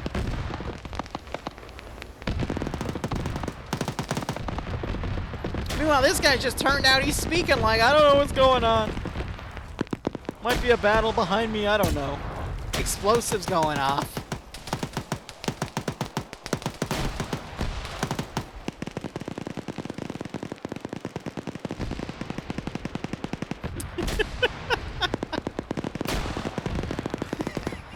Jesus Christ. Oh, there goes somebody else. Goodbye! Alright, Op4 pushing this flank. The remaining defenders, there's only about 5 of them. Sectors being taken from a number majority of 3, now soon to be 4 to 2. And then you've got these guys on the rear that are actually managing to pick off a few people. Because Op4 is so separated, and these guys are just crew dismounts trying to pull away.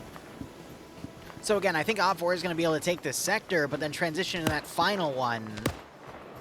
Green 4 at that point is just going to fold in to hold that area, go in all the bunkers, and Op4 doesn't really have a lot of infantry to answer for it. Meanwhile, the Op4 infantry pushing up here are getting taken out. That was Dream.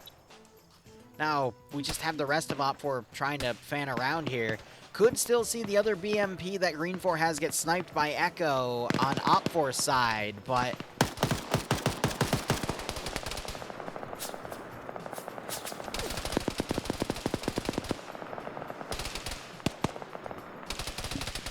I don't think this AO, in terms of its number count, favored the defenders. I think Op4's choice of actions favored the defenders.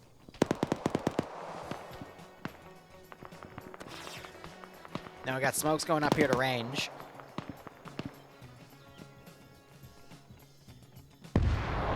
And it looks like they're now trying to use satchels to fully cook off the vehicle.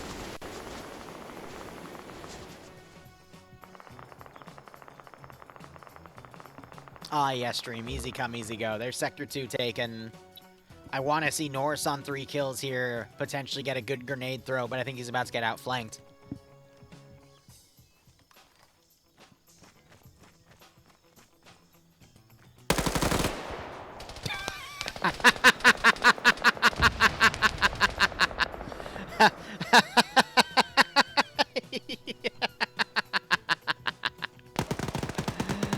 Damn. And then the other green 4 defender just gets blown away. Alright. At this point, green 4 needs to reconsolidate. Otherwise, they're going to keep getting defeated in detail on these other frivolous fights.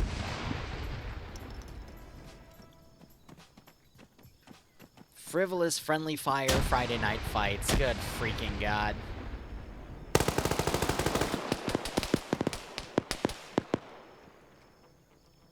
Could see Alpha pull back, deal with that element. Could just... What I'm seeing, though, the fact that these guys are staying on the ridge really does worry me because we might see a defeat in detail. And then again, green 4 counterattacking when they have the high ground. Trying to fight guys in smoke that can be in the smoke and look out to them because that's how PvP works. Because from here, these guys, for example, he clearly sees what's over there, but if you try to look at his direction, you can't see him. Now he's starting to come out, though. That's the bias of smoke. GL's being put in, but it's a bit too late because now they've given time for Op 4 to space out. More GL smoked rounds going over for some silly reason. Could still see a nice defensive BMP use, but Op 4 still has Echo that could snipe the vehicle. And green 4 now pushing in to hold this hilltop.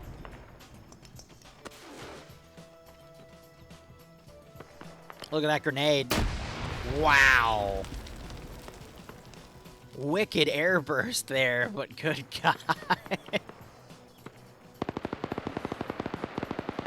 So I think green 4 might be able to hold this. We heard AT fire.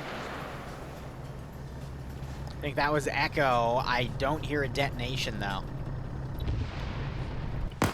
Patriot now on a kill. AT fired up to him. Ooh!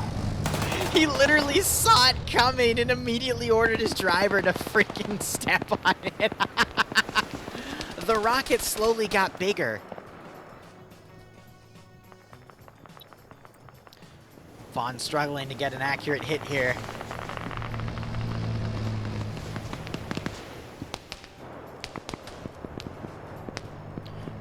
Op 4 still trying to rely on close flanking here. High ground headshots, though. If your head's the only thing that's exposed and they start firing, it's likely to be a headshot. That's 2 headshots. And they ran out of ammo, and there he goes, ragdolling off the map, but he gets caught just on the border. Might still wake back up. And a grenade double tap. Brutal. Scrolling out, though, you have to question, does Op 4 have the capacity here to make even trades? And the answer is no. The final surviving member of Green 4 Echo coming up on 3 kills.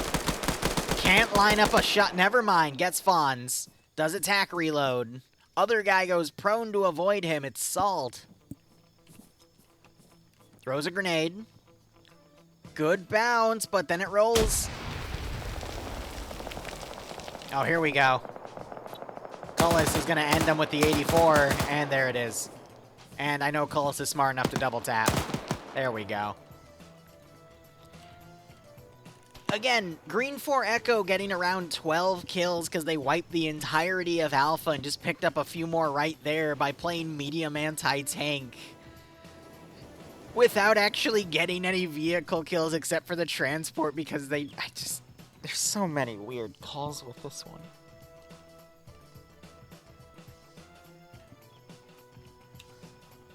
And then Duidson's retreating, and he's being pushed by the one surviving member, Kyle, here with the marksman rifle. And then you got Green 4's Alpha team flanking around. They're actually going to run around and catch these 3 Op 4 guys, which means that small grouping right there is going to be the last defensive group, and we almost have 15 minutes left on the clock. Wait a minute. No, free...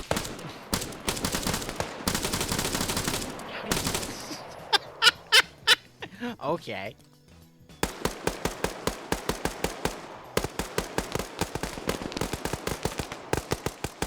Use the RPG! Yeah, prone with your bipod out, even though the gun looks like it's bugging out. But yeah, multiple knockouts. Grenade might do a double tap. No, it wasn't close enough. There's the double tapping shots. Immediate knockout by Alexander there. There goes that team. So we literally have a group of 5 up here. Nope. Oh, that's more. 5, 6, 8 up there, and then 1 to the south. And Green 4, I think, have double that with a BMP.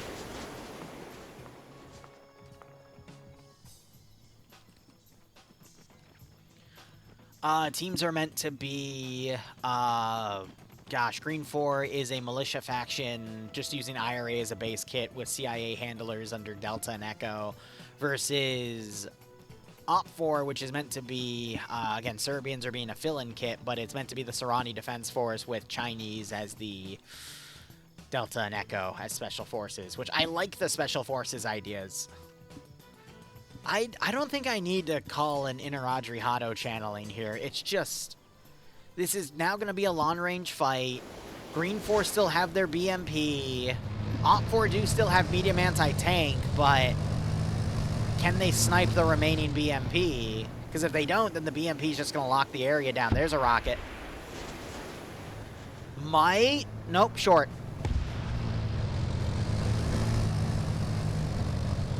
They only have, I think, 2 rockets left.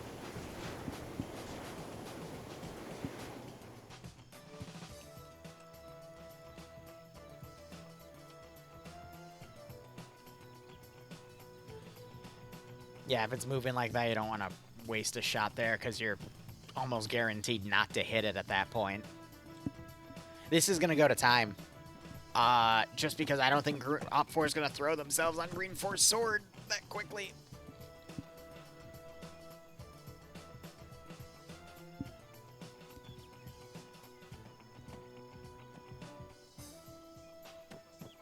I think play of the night is definitely Dream's RPG shot. That was pretty brutal.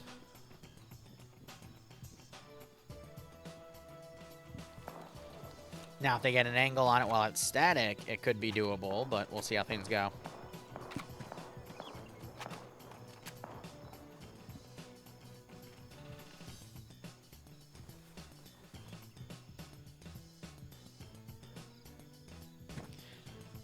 Alright, I gotta make that other stuff work. We'll see.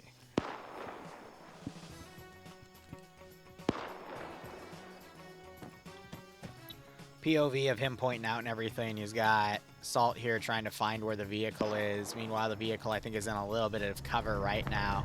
Yeah, it's in a bit of a saddle right now, so Echo's not going to be able to range it. But again, with Echo staying back there to engage, wow! Random long-range suppression shot actually knocks the RPG gunner out. That's amazing.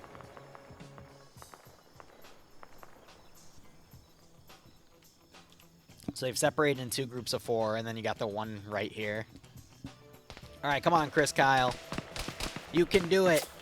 I believe in you. You've got the marksman scope with it. You got 3 kills. Oh, he can totally do it.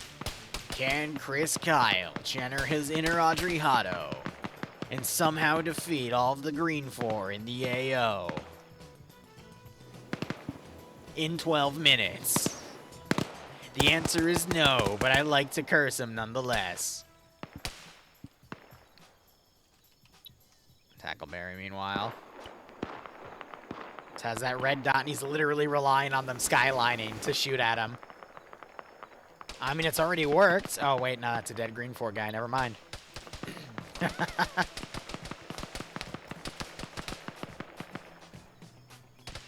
The RHSM, whatever knockoff SVD is Garbo.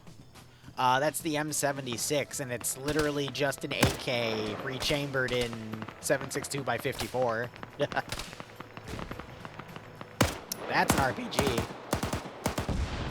Did they just try to fire an RPG at the BMP-2 that Green 4 had? Did they just confuse a static BMP-2 that's been here for the past 15 minutes as hostile? I give up.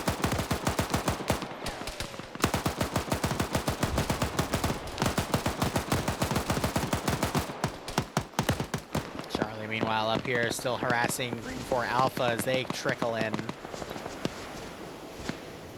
They've actually stolen an LSV with an M134.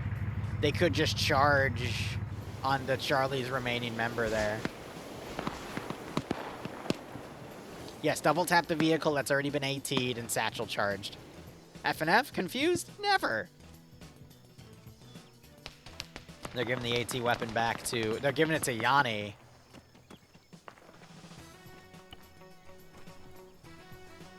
Because they see the top of the vehicle.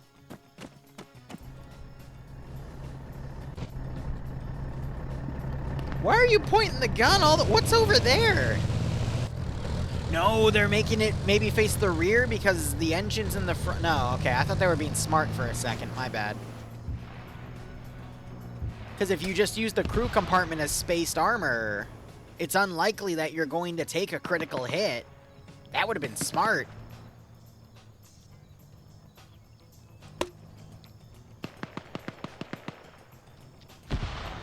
Interestingly enough, Depso's on a -1 kill, and there were more Green 4 up here, so Depso might have just killed all of his friends just to make it easier for Op 4 to get on this ridge. How thoughtful of him. There's the AT shot, and it's a hit. Engine disabled. Because it hit the front compartment where the engine is. Gun, I think, is also partially disabled. We do have black smoke in the back and coming out of the turret, so we could see a cook-off here. Looks like they are trying to panically repair it. And it flames out.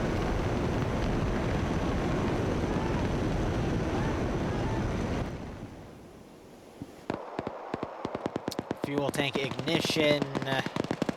Depso trying to hold the 4-man team on his own and gets his head stapled. No, his arm stapled into the ground. Interesting. Another shot going in just to double tap it. And that's another hit, causing it to fully cook off.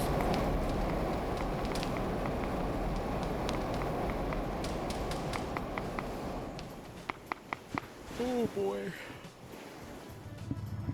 Meanwhile, looks like Green 4 pushed up here and eliminated Chris Kyle. Damn, who saw that coming? And now they're driving back in with their 3-man team. One of them stolen. Is that a 249? That's a 249.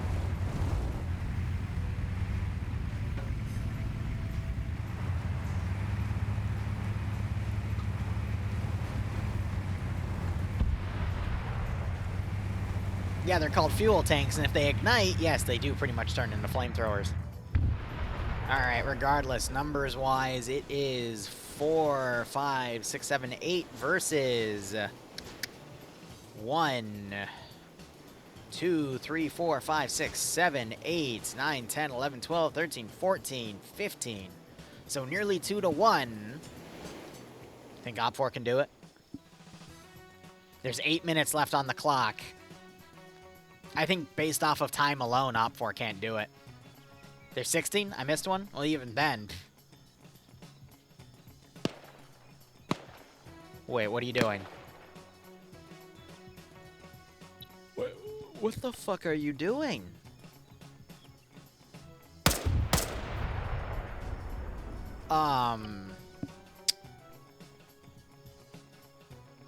Seems to be a little bit of, a problem here. I didn't realize that Green 4 could switch sides halfway through the mission.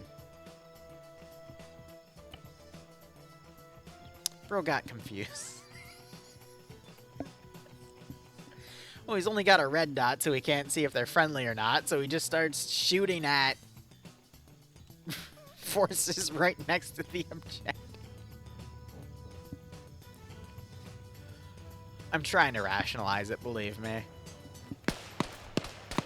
Ooh. Double knockout. That was by Banks.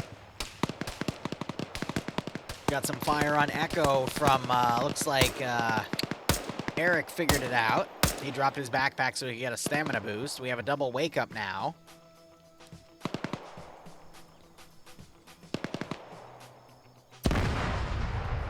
Explosive charge is going off. 6 minutes left. That is a loud reload. God damn, I heard that from all the way over here. And he's spotted. And he's headshotted.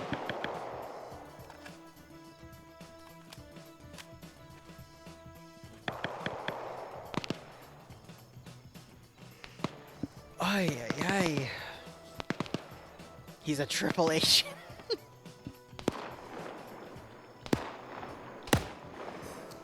Wait, is that Chris Kyle? No, it's Charlotte. Okay.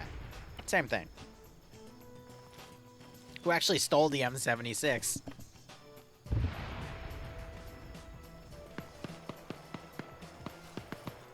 Maybe. I don't know what to do for these 5 minutes. You have Green 4 now counterattacking with the vehicle crew on Echo because they want revenge for being destroyed. You got some Op 4 trying to run down because they're going to try to force an overtime.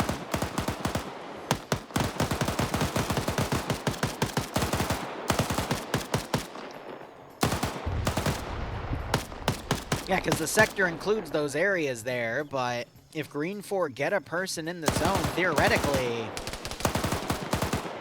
we might have overtime.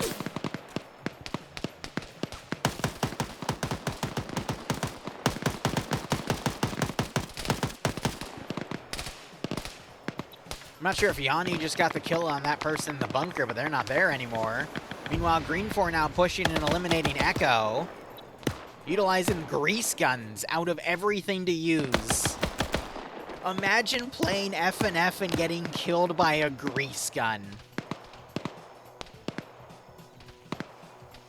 And immediately that grease gun is dropped for a Kabita 2000.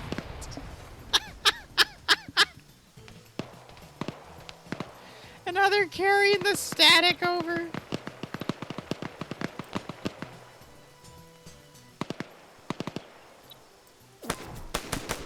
And then he's immediately taken out by another Kabita, which means another grease gun has to be made to do some work here. I was about to say if that grenade got the bounce and managed to get there, that would have been amazing, but little rock in the way.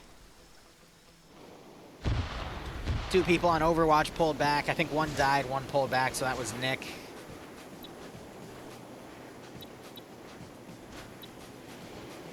Oh, man.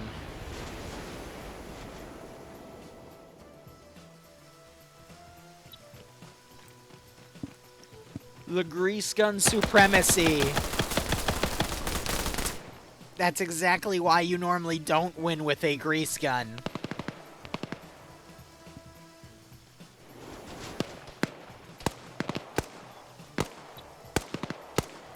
Nick might get Charlotte running around here. And Charlotte gets the kill. I think that just made 5. Yep. Yanni running around back here. I think he's Op 4's only hope at this point. Should I curse him? I kind of want to curse him. He's on 7 kills. He's got 2 minutes remaining. We could see this go into overtime if he still has GL rounds. Yeah, grease gun is 45, not 9 mil.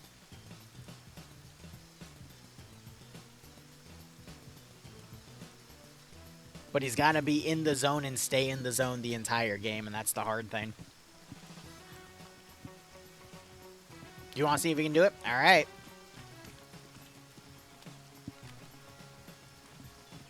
But I want to go build that new menu. Can Yanni channel his inner Adriano and win the match despite there being 2 minutes remaining? Let's find out. He actually just got another kill off the bat.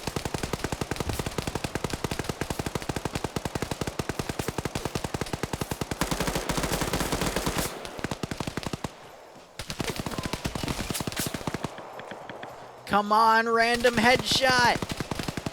Random headshot, let's go. 53 seconds. He's got to get these kills and then run into the zone. Otherwise, he's going to be pushed out for time.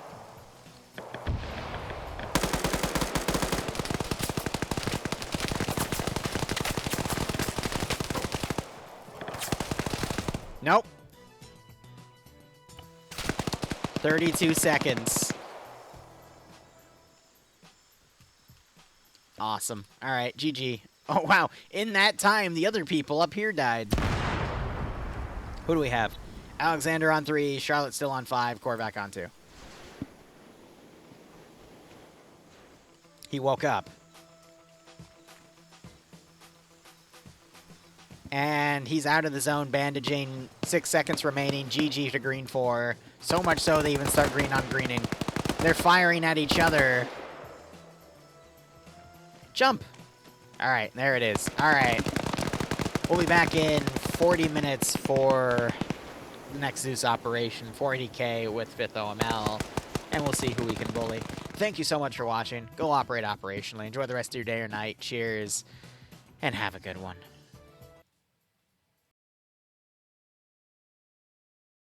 As an Arma 3 content creator, one of the most common questions I get from fans is where can I find a good Arma 3 unit to play in? One of my biggest recommendations is milsimunits.com.